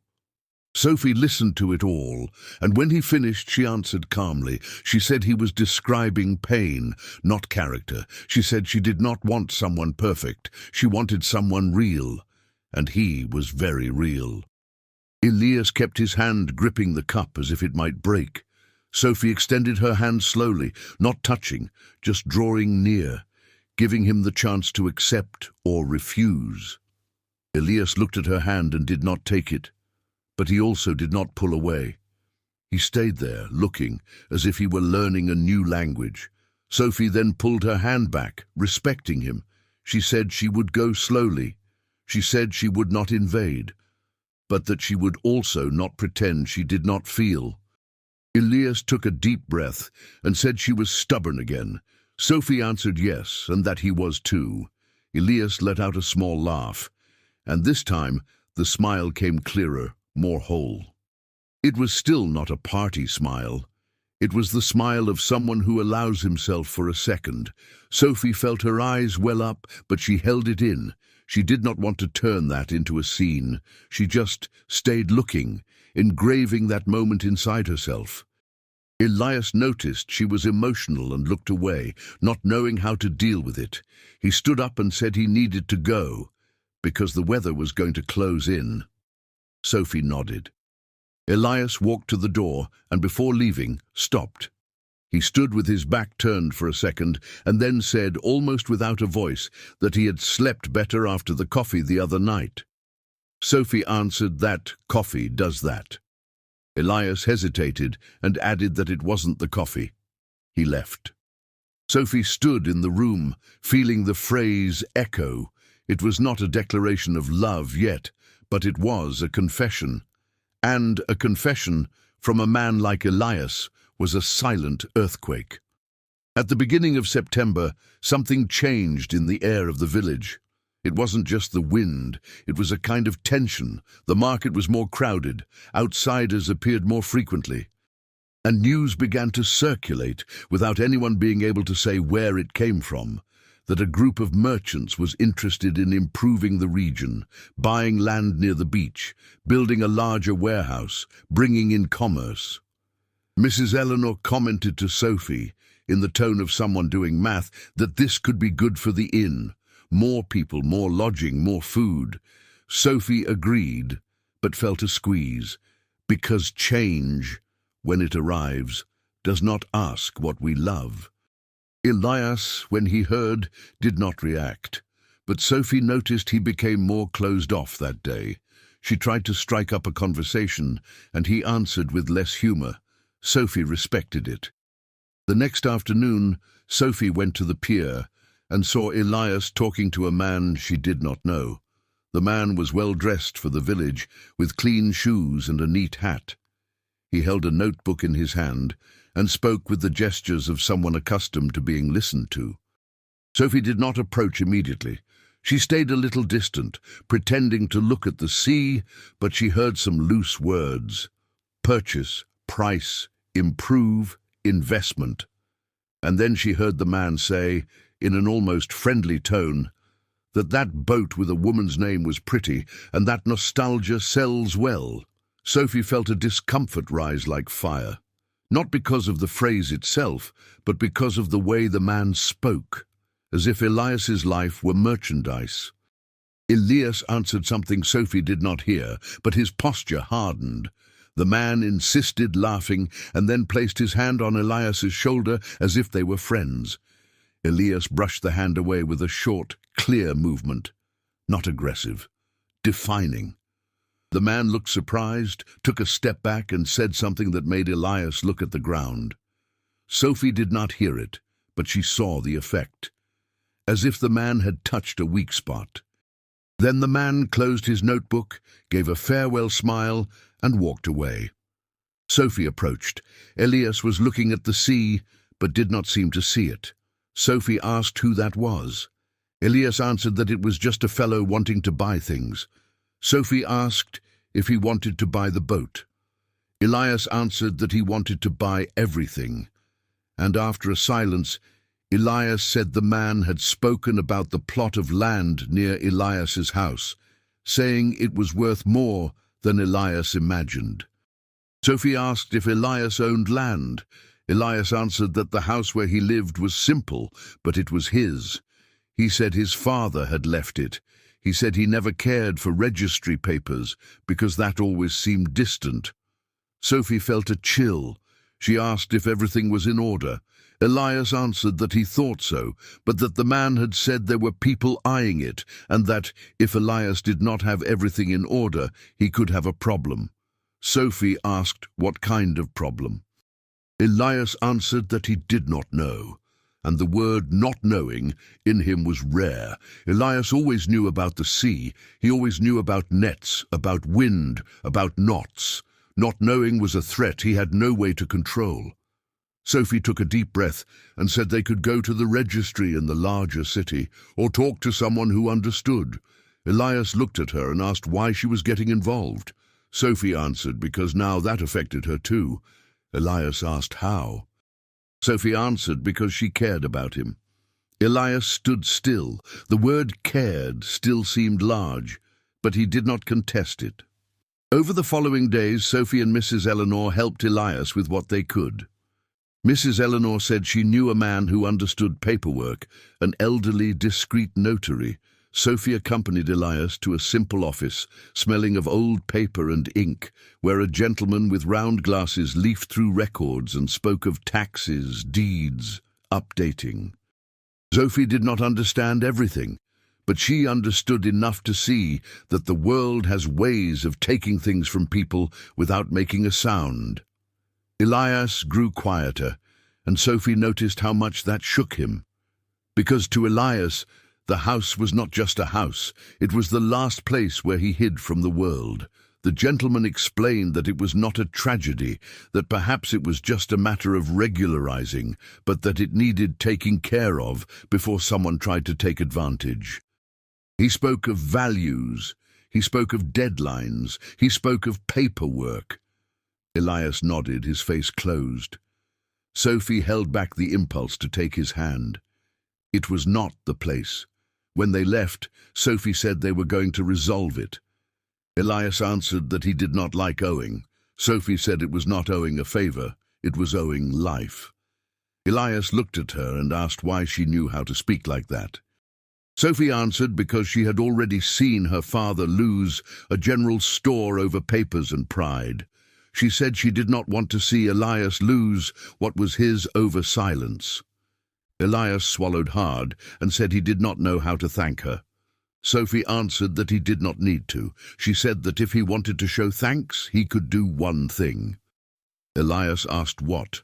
Sophie answered that he could keep smiling every now and then. Elias let out a sound that was half protest, half laugh. And at that moment, Sophie had the urge to touch his face, to feel the wind-marked skin. She did not touch him, but the desire remained there, hovering between the two like the smoke from a stove. In the middle of September, on a warmer morning, Elias appeared at the inn with the tin case in his hand. Sophie saw it and felt her heart sink and rise. She asked if he had decided. Elias answered yes. He said he wanted to open it. Sophie asked if he wanted to open it right there. Elias answered yes, but that he wanted Sophie to be present. Sophie nodded, and the two sat at the table. Mrs. Eleanor, realizing the gravity, said she was going to the back and did not interfere. The room grew silent. The sound of the sea, distant, seemed stronger. Elias placed the case in the center of the table. His hands trembled a little. Sophie held her own breath. Elias opened it slowly. The lid made a low, metallic sound, as if complaining about being woken up. Inside, there were a few simple things. A piece of faded ribbon, a crushed dried flower, and a yellowed envelope, folded carefully. The envelope had Elias's name written in delicate handwriting. Sophie felt a great emotion, but did not let it overflow. Elias stared at the envelope, as if it were a dangerous animal. Sophie asked if he wanted her to read it. Elias answered no. He said he wanted to read it himself. He picked up the envelope with stiff fingers, opened it, took out the letter. His voice, when he began to read, cracked, not because the letter was long, but because the act of reading was like opening an old wound to clean it. He read in a low voice, and Sophie heard pieces. Lorraine speaking of love, but of a simple love, without drama. Lorraine saying he deserved life. Lorraine asking him not to turn longing into a prison.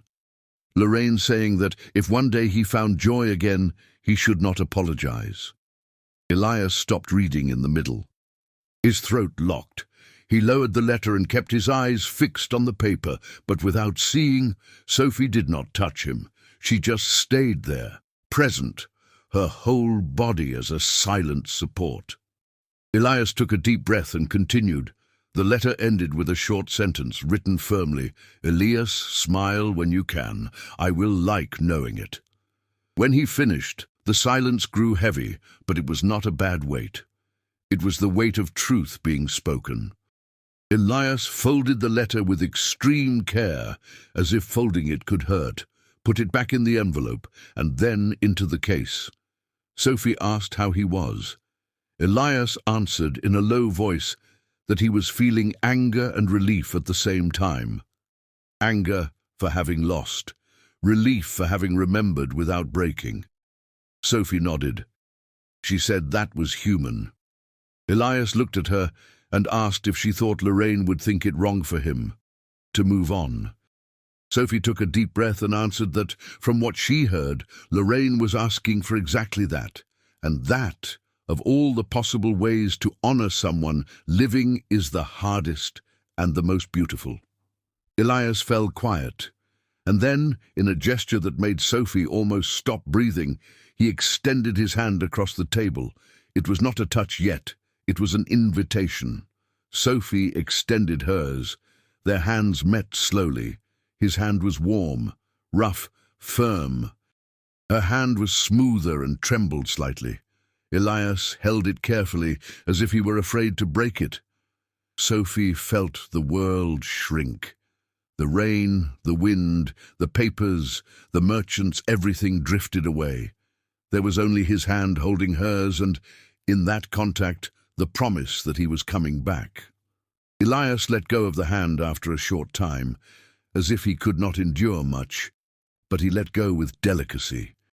And before standing up, he looked at Sophie and said, almost without a voice, that he no longer remembered what it was like to be happy without feeling guilty. Sophie answered that they could learn together. Elias nodded. That week they grew closer in a simple and inevitable way. Elias showed up more at the inn, not to show off, to be. Sometimes he drank coffee, sometimes he just left a fish in the kitchen and walked away. But Sophie noticed the difference. The man who used to avoid doors now walked through them. Sophie, in turn, began to feel fear, not the small fear of the slippery pier, a larger fear. The fear of losing what was being born, the fear that someone would appear and pull Sophie back to her old life, the fear that Elias would retreat out of fright, the fear, mostly, that the world would not let such a beautiful love happen without testing it. And the world, as if it heard, tested. On a September afternoon, when the sun was stronger and the village seemed more alive, the inn received a new guest. A man with a face familiar to Sophie, but who belonged to a time she wanted to forget. Her heart beat the wrong way when she saw him. Arthur Davenport, her brother, stood at the door. He was 32 years old, with the same firm gaze as their father, and a hidden fatigue on his forehead.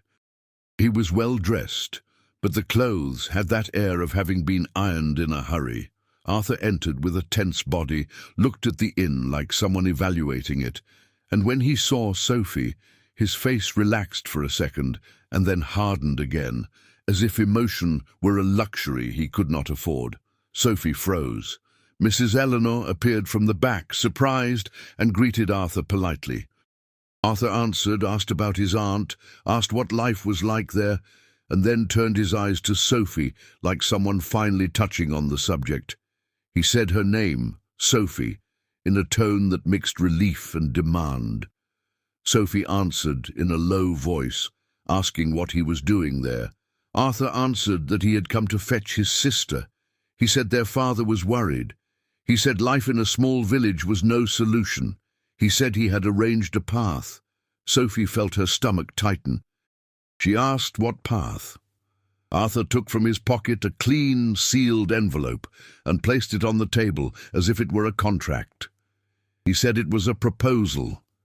He said a merchant from Portland, a serious man, wanted to marry. He said that would solve a lot of things. He said Sophie needed to think of the family. Sophie looked at the envelope as if it were a strange object. The sound of the sea outside seemed further away. She felt the floor slip away a little. Mrs. Eleanor by her side remained quiet. Her gaze, previously firm, gained tension. Sophie took a deep breath and asked if Arthur had lost his mind. Arthur answered no. He said he was being responsible. He said love did not pay off debt. He said pride did not buy food. He said Sophie was intelligent and needed to understand. Sophie felt anger rise, but held it, because she knew Arthur was not a bad man. He was a man with fear. Fear of seeing their father fall. Fear of seeing the family disappear. And fear turns good people into hard people. Sophie asked how long he had been planning that. Arthur answered that since the store failed. He said he was trying to save what he could. Sophie asked if he had asked what she wanted. Arthur answered that that was secondary. Sophie stood up slowly. She felt her body tremble, not from cold, but from shock. She looked at Arthur and said she was not merchandise. She said she was not going to marry to pay off bills. She said she had come to Rockland Cove to work and rebuild, not to sell herself in the name of the family. Arthur turned red. His voice rose a bit and he said Sophie was being childish. Mrs. Eleanor interrupted firmly, asking them to lower their voices because there were guests. Arthur took a deep breath, trying to control himself. And then he said, in a lower tone, that Sophie did not know the real situation. He said their father was sick with worry. He said their life was hanging by a thread. Sophie felt a blow, not because it was absolute truth, but because Arthur knew where it hurt. She asked if their father had asked for this. Arthur hesitated and answered that their father wanted the best. Sophie noticed the hesitation and understood. It was more Arthur than their father. It was Arthur trying to be a big man in a world that had crushed his family.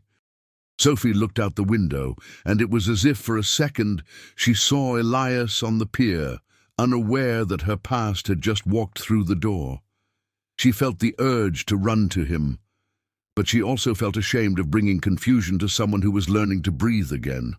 Arthur then said they needed to talk alone. Sophie answered that they would talk, yes, but not in that tone, and that she was not going to accept anything without thinking. Arthur nodded, but his eyes were hard. And the instant Sophie took a breath to say more, the inn's door opened. Elias walked in, wearing his coat and the smell of the sea clinging to him as always. He was not smiling. He was just present. And upon seeing Arthur, he stopped. Arthur looked at Elias like someone seeing an obstacle. Elias looked at Sophie like someone asking with his eyes if she was all right.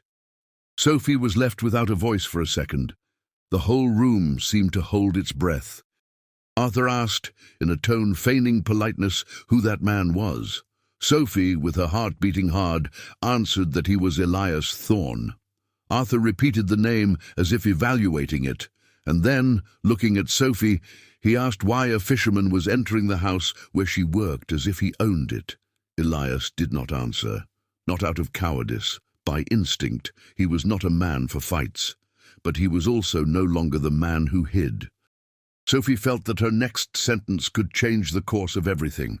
She felt that the love that was being born was now going to be truly tested, not by the sea, not by the cold, but by people, by family, by choices. And while the wind blew outside and the sea continued the same way, indifferent and eternal, Sophie looked at Elias and realized with a terrifying clarity that she was about to choose. Elias stopped in the doorway, as if the wood had become a boundary between two worlds. The smell of the old rain had already left, but the room still held humidity in the air, mixed with coffee and food. Sophie felt in that exact second that her heart had two desires. One was to run to him and say, just with her body, that everything was all right. The other was to step in front, like a shield, so that he would not bear the weight of a conversation that was not even his. Arthur, standing next to the table, straightened his shoulders like someone accustomed to giving orders. His gaze swept over Elias quickly, evaluating clothes, posture, calloused hands. It was not pure contempt. It was the instinct of someone who learned to judge by the shell because he fears not having the time to know the core. And then Arthur asked again, in a tone that tried to be polite but had a sharp edge of iron, why that man was entering there as if he had the right. Sophie took a deep breath and answered before Elias could open his mouth. She said Elias had come in because she had opened the door for him other times, that he was a supplier to the inn, and that, furthermore, he was a friend. The word friend came out firm, but Sophie felt the tremor hidden behind it, because she wanted to say more than that. She just did not know yet if she had permission to say it. Arthur repeated the word friend, as if it were a thing too small to justify the presence. He asked for how long. Sophie answered that the time was none of his business. Arthur furrowed his brow, offended. He said he was her brother, that he had come from far away, that he had a duty to look after her. Sophie answered that the duty to look after did not grant license to decide her life. Elias, motionless until then, took a step inside and closed the door slowly, not with force, but with that care of someone who does not want to slam anything, not even his own destiny. He did not look at Arthur with defiance. He looked with neutrality. But his neutrality in that instant looked like courage. Arthur asked who he was, truly, besides a fisherman. Elias answered that he was just that, a fisherman, and added, with a calm that asked for no apology, that that was enough for him to live. Arthur let out a short laugh, without joy. He said living was one thing, supporting a family was another. Sophie felt the anger rise, because Arthur had the habit of turning family into a chain, and Sophie had already carried enough chains. She asked Arthur to go to the porch so they could talk. She spoke in a firm way, but quietly, so it would not become a spectacle. Arthur looked at Elias as if he wanted him to leave. Elias noticed, and before Sophie had to say it, said he was going to leave the crate of fish in the kitchen and wait outside, if Sophie wanted him to. Sophie looked at him with gratitude and fear. Gratitude because he understood, fear because he might step away and, in stepping away, protect himself again. Elias passed through the kitchen, left the crate carefully, greeted Mrs. Eleanor with a respectful nod, and went out the side door, standing in the covered area where he could hear the conversation without invading. He leaned against a wooden pillar, looking at the ground like someone trying to control his heart through his body. On the porch, the wind came colder. The sea in the background made its constant noise, as if all of that was small before waves that stopped for no one. Arthur pulled out the envelope again and placed it on the outdoor table, as if it were an argument with its own weight. He said Sophie needed to stop playing at starting over and face reality. Sophie asked, which reality? Arthur answered that their father was broke, that the family's reputation was stained, and that Sophie there in that village was hiding. Sophie took a deep breath and said she was not hiding. She was working. She was earning her own money. She was building something with her hands. Arthur said money did not solve big debts. Sophie asked if he had come with numbers or with fear. Arthur clenched his jaw and answered that he had come with responsibility. Sophie retorted, saying that responsibility without listening turns into tyranny. Arthur then used the phrase he knew would cut. He said Sophie was getting attached to a man who had no future to offer. Sophie felt her chest tighten, but she did not lower her head. She asked if Arthur knew what a future was. Arthur answered that a future was security. Sophie answered that security without choice was a pretty prison. Arthur looked inside the house and saw Elias outside, distant. He asked if it was because of him. Sophie answered that it was not because of anyone. It was because of her. It was because of what she felt when she woke up and realized that in that place she could breathe without asking permission. Arthur said Sophie was talking like a teenager. Sophie answered that she was talking like a woman. For a few seconds the conversation hung in a tense silence. The wind rustled Sophie's scarf. A seagull passed by crying out loud, and the sound seemed like mockery from the sky. Arthur asked Sophie to think of their father. Sophie said she thought of him every day, and that it was precisely because she thought of him that she would not agree to marry out of obligation. She said that if their father needed help, she would help with work and planning, not with a contract dressed up in a white gown. Arthur asked what planning. Sophie took a deep breath, and for the first time since he arrived, spoke with the calm of someone who has a path. She said Mrs. Eleanor had taught her how to do the math. She said the inn had business, that she could improve the kitchen, expand some sales, organize orders, send preserves to a bigger city. She said it was not a dream, it was work, and that if Arthur really wanted to help the family, he could stop looking for a savior and start accepting a partnership. Arthur was left without an answer for a moment, not because Sophie was wrong, but because she had grown, and he had not realized it. He said that was slow. Sophie answered that everything good is slow. Arthur asked her to go with him for at least a season, so their father could see she was well. Sophie answered she would not go right now. She said she could write, send money when she could, and that, if necessary, she would visit on a set date, but that she was not going to abandon what she had built just to soothe a man's heart. Arthur opened his mouth to answer, but closed it. Perhaps he understood that Sophie was determined. It was then that Mrs. Eleanor appeared at the door, discreetly, asking them to lower their voices because some guests were still awake. Arthur agreed. Sophie agreed. Arthur stood up and said he needed to see Elias. Sophie felt a chill. She asked what for. Arthur answered that he needed to look into the eyes of the man who was keeping Sophie there. Sophie answered that Elias was keeping no one. Arthur insisted. Sophie, to prevent Arthur from going to Elias with aggression, said she would call him. Sophie went out the side and found Elias under the covering, his body still, but his face betraying tension. She said in a low tone that Arthur wanted to speak with him. Elias asked if she wanted him to speak. Sophie answered she didn't know. Elias nodded like someone who accepts a burden because it is the right thing to do. They returned to the porch. Arthur stood up. Elias stood up too, but without puffing out his chest, without trying to impose. The difference between the two was clear.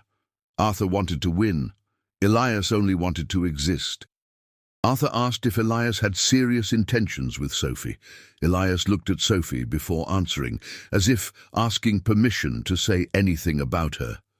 Sophie felt her heart beat hard and nodded with a minimal gesture.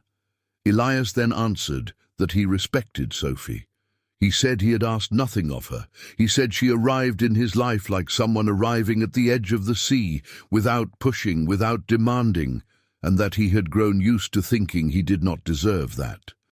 He said that if Arthur was asking if he wanted Sophie around, the answer was yes, but he also said, in a tone that made no blackmail, that he did not command Sophie's destiny and that she was free. Arthur widened his eyes. That kind of answer dismantled his narrative that Sophie was being manipulated. He asked what Elias had to offer. Elias answered that he had work, he had honesty, and he had a roof, and that he had now the desire to live again, something he thought he had lost. He said that to some that might seem like little, to him it was everything. Arthur took a step closer and said Sophie could not be tied to a village fisherman. Elias answered with the same calm that Sophie was not tied, she was staying, and that there is a difference. Sophie, listening, felt tears wanting to rise, not of sadness, of relief, because in that instant Elias did not hide. He did not run away. He spoke, and speaking for him was crossing a sea on the inside. Arthur stood in silence for a few seconds and then asked if Elias knew Sophie had a proposed marriage in Portland. Elias looked at Sophie, and Sophie saw the shadow of fear cross his face. He took a deep breath and asked carefully if it was true. Sophie answered that it was her brother's proposal, not hers.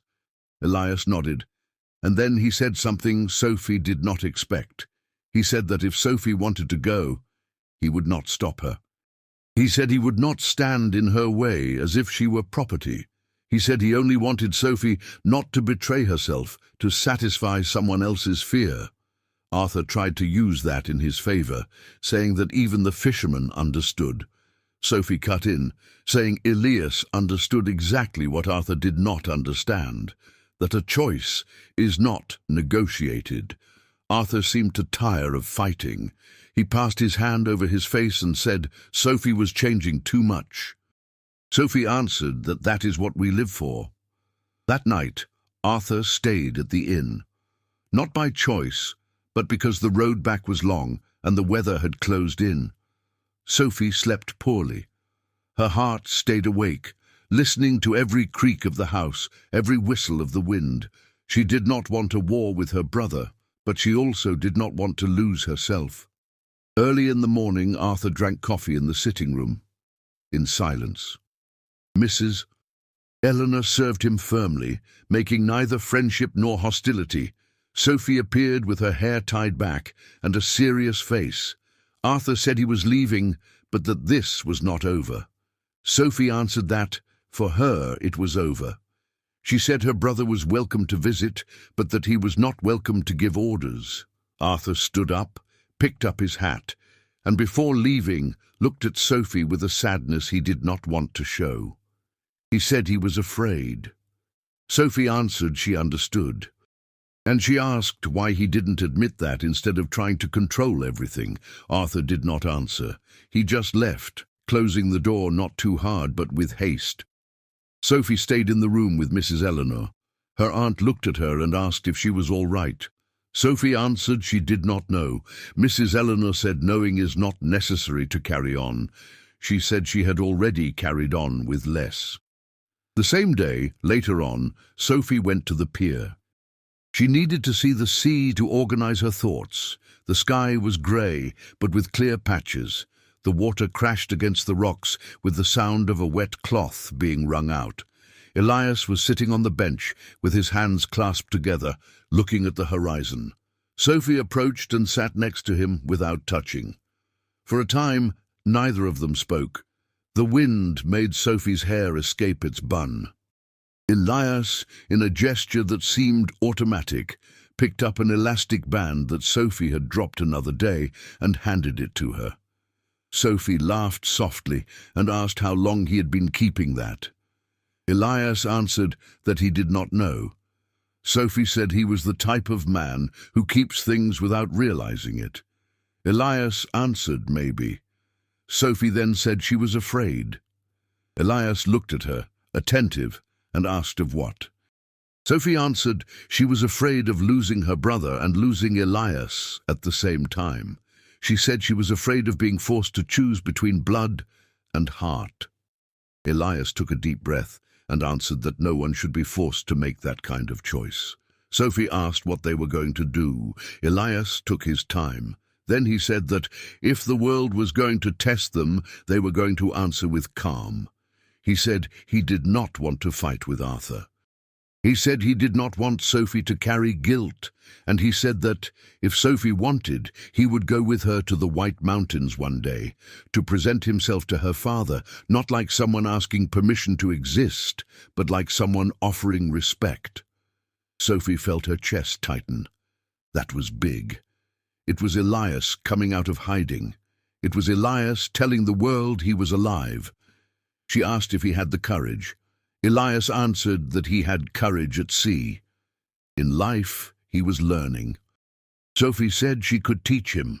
Elias looked at her and for the first time smiled clearly, a full, simple smile without guilt. Sophie felt her eyes burn. Elias, noticing, looked away, ashamed of his own smile, and said he needed to talk about something else. He said the man with the notebook had started appearing in the village again, talking about buying and papers. Sophie asked if he was pressing. Elias answered that he was insinuating that his land could become a problem if Elias did not fix it soon. Sophie felt a chill. She said they needed to resolve that fast. Elias answered that he was going to the notary again, but he did not want to go alone. Sophie said she would go with him. In the following days, life grew tight. Sophie worked at the inn during the day, and in the afternoon went with Elias to sort out paperwork, listen to deadlines, write down values. She discovered that the world of bureaucracy was a different sea, a sea where the net is made of words and stamps and where one gets tangled without noticing. Elias got irritated, not with Sophie, with the feeling of being vulnerable. Sophie, when she saw his jaw harden, changed the pace. She made him stop to drink water, breathe, look at the sky. She said no paper was worth a lifetime of peace. Elias answered that peace was all he had. Sophie answered that now he had more than peace. He had someone, and that was worth the fight. One afternoon, after a long conversation with the notary, they stepped out onto the street and the wind was warm, announcing that spring was trying to arrive. Sophie was tired, Elias too. They stopped at a small shop to have a simple coffee, and there, sitting on a wooden bench, with the smell of burnt sugar and strong coffee, Sophie asked if Elias regretted it. Elias asked what he was regretting. Sophie answered if he regretted letting her into his life. She said it with humor, but with fear behind it. Elias looked at her and answered that if he regretted it, he would have already gone back inside his own silence, and that he had not gone back. He said he was tired, but that he was alive, and that it was strange to admit that. Sophie laughed and said strange is good. Elias answered that strange is hard work. Sophie said love is too. Elias looked at her with a quiet seriousness and asked if that was love. Sophie felt her breath catch for a second. The word, finally spoken, seemed too large for her mouth. She answered that she did not know if she could call it anything else. She said it was not soap opera passion. It was a construction. It was like a boat being built from the inside, plank by plank. Elias lowered his gaze. His ears turned slightly red, and Sophie thought that was the most beautiful thing in the world. He answered that, if it was love, he was afraid. Sophie asked of what? Elias answered that he was afraid of not being enough and of making Sophie regret it. Sophie answered that regretting loving a good person is a kind of regret you can endure. And she added that the worst regret is not trying. Elias remained silent. And then, in a small gesture, he touched her hand across the bench, just with his fingertips, like someone saying, "I am here," without needing a speech. The pressure in the village increased when the man with the notebook started talking to more people.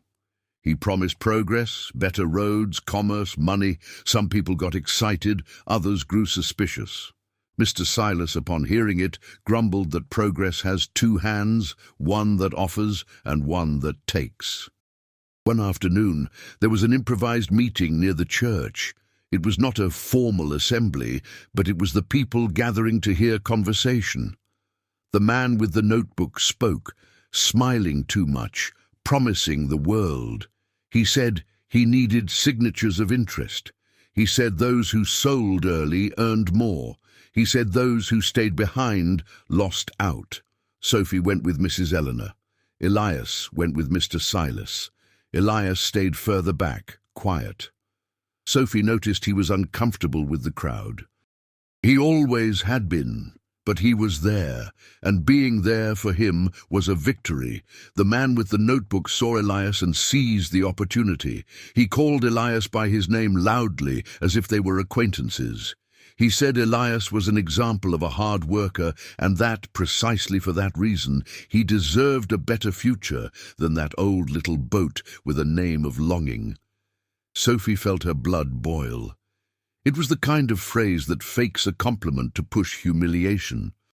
Elias did not answer. The man continued, saying Elias could sell the land and the boat and start over, maybe even buy a house in the city. He said that was a unique chance. And then he insinuated, with well-chosen words, that those who did not have their documents in order could find themselves in trouble. People murmured. The murmuring grew like a wave. Sophie felt that, if no one spoke, Elias would be swallowed by the commentary. And she saw, in a flash, the old Elias trying to return, the Elias who vanishes so as not to be wounded. She did not want that. Sophie took a step forward. Her heart beat so hard it felt like the whole village would hear it. She took a deep breath and spoke clearly, without shouting, but with the voice of someone who knows what they are saying. Sophie said that a pretty promise is easy. What is hard is respecting those who live there. She said that village was not land without an owner, nor people without history. She said that any change needed to be done with transparency, without disguised threats, without a rush, created to force a signature. The man with the notebook tried to laugh, asking who she was to speak like that. Sophie answered that she was a worker from there, that she helped support the inn that received travelers and fed people, and that, above all, she was someone who did not accept fear becoming an instrument of business. The crowd stood in silence for an instant, and then someone, in the back, said she was right. Another agreed. The man with the notebook tried to regain control, but he had already lost some of his shine. Sophie looked at Elias for a second and saw that he was looking at her as if seeing her for the first time. It was not just admiration, it was astonishment. It was gratitude. It was love, recognizing itself. And before the conversation moved on, Sophie made a simple request, like someone whispering in a large circle. She said that if that story was touching anyone's heart, leave a comment with the word "see," just so she would know she was not speaking alone. She said it lightly, without breaking the moment, and turned back to face the man with the notebook. Elias then took a step forward too. The people made way. Elias spoke little, but he spoke. He said he was not going to sell what was his out of fear. He said he was resolving his papers calmly and that he accepted no threats. He said whoever wanted to talk about improving the village should talk properly, with respect, and not with insinuations. And he finished by saying that he lived off the sea, but that he was no fish to be hooked by just any bait. There was a different murmuring, almost a collective laugh, because the phrase was simple and had wit. And in that instant, Sophie saw the miracle. Elias made the people smile, not through clowning, through truth. The man with the notebook swallowed hard, tried to keep his smile, said he respected it, and closed the meeting in a hurry. People began to disperse. Some approached Sophie to praise her. Others approached Elias, clapping him on the shoulder with respect. Elias accepted the gestures without freezing up as much as before. When the square emptied, Sophie and Elias stood a little apart, near the low wall of the church, where the wind hit and brought the smell of newly opened flowers. Elias looked at Sophie and said, in a low voice, that she was too brave. Sophie answered that courage is not having no fear. Courage is speaking even with fear sitting on your chest. Elias nodded, and then, like someone who decides to cross the last bridge, he said that if Sophie ever went away, he would go back to closing himself off. He said it without blackmail, with a sad honesty, as if he were showing an ugly part so as not to deceive. Sophie felt her heart squeeze and answered that she did not want him to depend on her like a crutch. She wanted him to walk with her. Elias agreed and asked if she would let him try. Sophie answered yes. And right there, on the outside of the church, with the wind moving her hair and the sea breathing in the distance, Elias touched Sophie's face lightly, with his fingertips, like someone confirming that this is real. Sophie closed her eyes for a second. There was no rush. There was no exaggeration. Only the quiet intimacy of two people who were making a choice. The next day, Arthur appeared again. Not at the inn, but at the pier. Sophie was going to buy fish and saw her brother standing, looking at the sea, as if the sea also held the answer to debt and pride. Arthur turned when he heard her step. His face looked more tired and less armed. He said he had heard about the meeting. Sophie asked who told him. Arthur answered that a small village talks. Sophie answered that it does indeed talk. Arthur stood in silence for a moment and then said that Sophie had stood up to a businessman in front of everyone. Sophie answered that she stood up to a threat.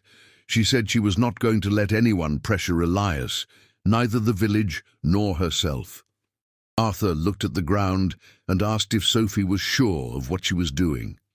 Sophie answered that she was. Arthur asked if Elias was good for her. Sophie answered that he was. She said Elias did not promise the world, but he promised truth, and that she was tired of promises that only serve to look pretty. Arthur took a deep breath and said their father had read a letter from Sophie, the one she had sent earlier, and that their father had cried. Sophie felt a squeeze.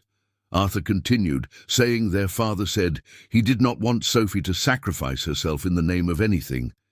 He said their father wanted her to be happy. Sophie was speechless for an instant. Arthur swallowed hard and admitted that the idea of the marriage had been more his than their father's. He said he was desperate, that he felt like a failure, and that he tried to solve it the wrong way. Sophie felt anger and compassion at the same time, and she answered that desperation does not justify controlling. Arthur nodded. He apologized in a low voice, without theatrics. Sophie accepted with a small gesture, but did not run to embrace him. It still hurt, but forgiveness, when it comes like this, slowly. Arthur then looked at Elias's boat and the name Lorraine there peeling, and asked if Sophie knew the story. Sophie answered that she knew enough to respect it. Arthur stood quiet and then said that if Elias had managed to smile again, maybe Sophie had done something truly good. Sophie felt her eyes burn and answered that it wasn't her. It was him. He was the one who chose to open the door. At that moment, Elias appeared on the pier carrying a crate. Upon seeing Arthur, he stopped but did not retreat. Arthur took a step forward and, with his pride swallowed, greeted Elias. He said he was Sophie's brother. Elias nodded. Arthur extended his hand. Elias hesitated a second, then shook it. It was a simple handshake, but loaded. Sophie saw there a kind of peace beginning. Not a perfect peace, a possible peace. Arthur said he was going back to the White Mountains and that he would tell their father that Sophie was fine. Sophie thanked him. Arthur, before leaving, looked at Sophie and said she should write more, tell things, because their father lived on letters now. Sophie laughed softly and promised. Arthur left at the end of that morning, and Sophie stood at the edge of the pier, watching his path disappear. Elias stood beside her, without speaking. Then he asked if she was sad. Sophie answered that she was relieved.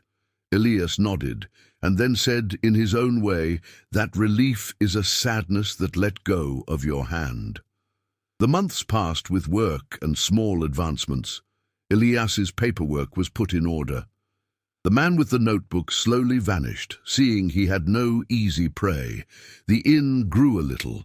Sophie organized the accounts with a new discipline, and Mrs. Eleanor, who before controlled everything alone, started trusting Sophie like someone passing a baton. And Elias changed. He did not become a talker, he did not become a party man, but he returned to existing in places where before he only passed through. He went back to looking people in the eye. He went back to accepting coffee without inventing excuses. He went back to walking through the village at times that were not only for work, and mainly, he went back to smiling, a smile that was not constant, but was true. On a December afternoon, the summer finally arrived with force. The sea became bluer, the sand warmed up, the light seemed more generous. Sophie was on the porch of the inn, with her hair down, feeling the warm wind, when Elias appeared, unhurried, with a small wooden box in his hands. He said he had made something. Sophie asked what. Elias opened the box. Inside was a wooden bird, but it was not like the first one. This one had more details. The wings were better drawn. The beak was smooth. And on the base there were two initials, small, without ostentation. Sophie asked what it meant. Elias answered that it meant he no longer wanted to keep things safe alone. He said that bird was for their house. Sophie felt her chest tighten. She asked what house. Elias answered his house if Sophie wanted. He said he was not asking her at that moment to leave the inn, nor her aunt, nor anything. He was only saying he wanted a home, not a hiding place, and that he wanted that with her. Sophie stood in silence for a few seconds. The sun hit her face and made her close her eyes, and when she opened them, she answered yes. She said they would build that home slowly, with the care that their love had. Elias, as if not knowing what to do with his own happiness, just touched his forehead to hers for an instant and breathed. Sophie laughed softly and said he was getting bold. Elias answered that boldness is having survived this far and still wanting more. And time, which likes to test, this time decided to bestow a gift. 2 years later, in February of 1936, Rockland Cove looked the same to anyone passing through quickly.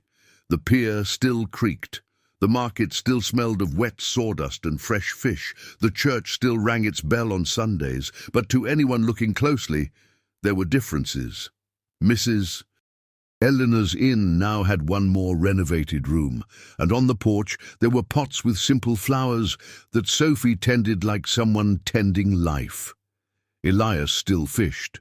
The boat was still called Lorraine. He never erased the name. He only added, very small, near the bow, the drawing of a little bird. It was his way of saying that a memory does not need to be a jail, it can be ground to stand on. That afternoon, Sophie walked down to the pier with a basket and a cloth over her shoulder. The summer sun was strong, turning skin golden and making the sea shine as if coins had been scattered on the surface.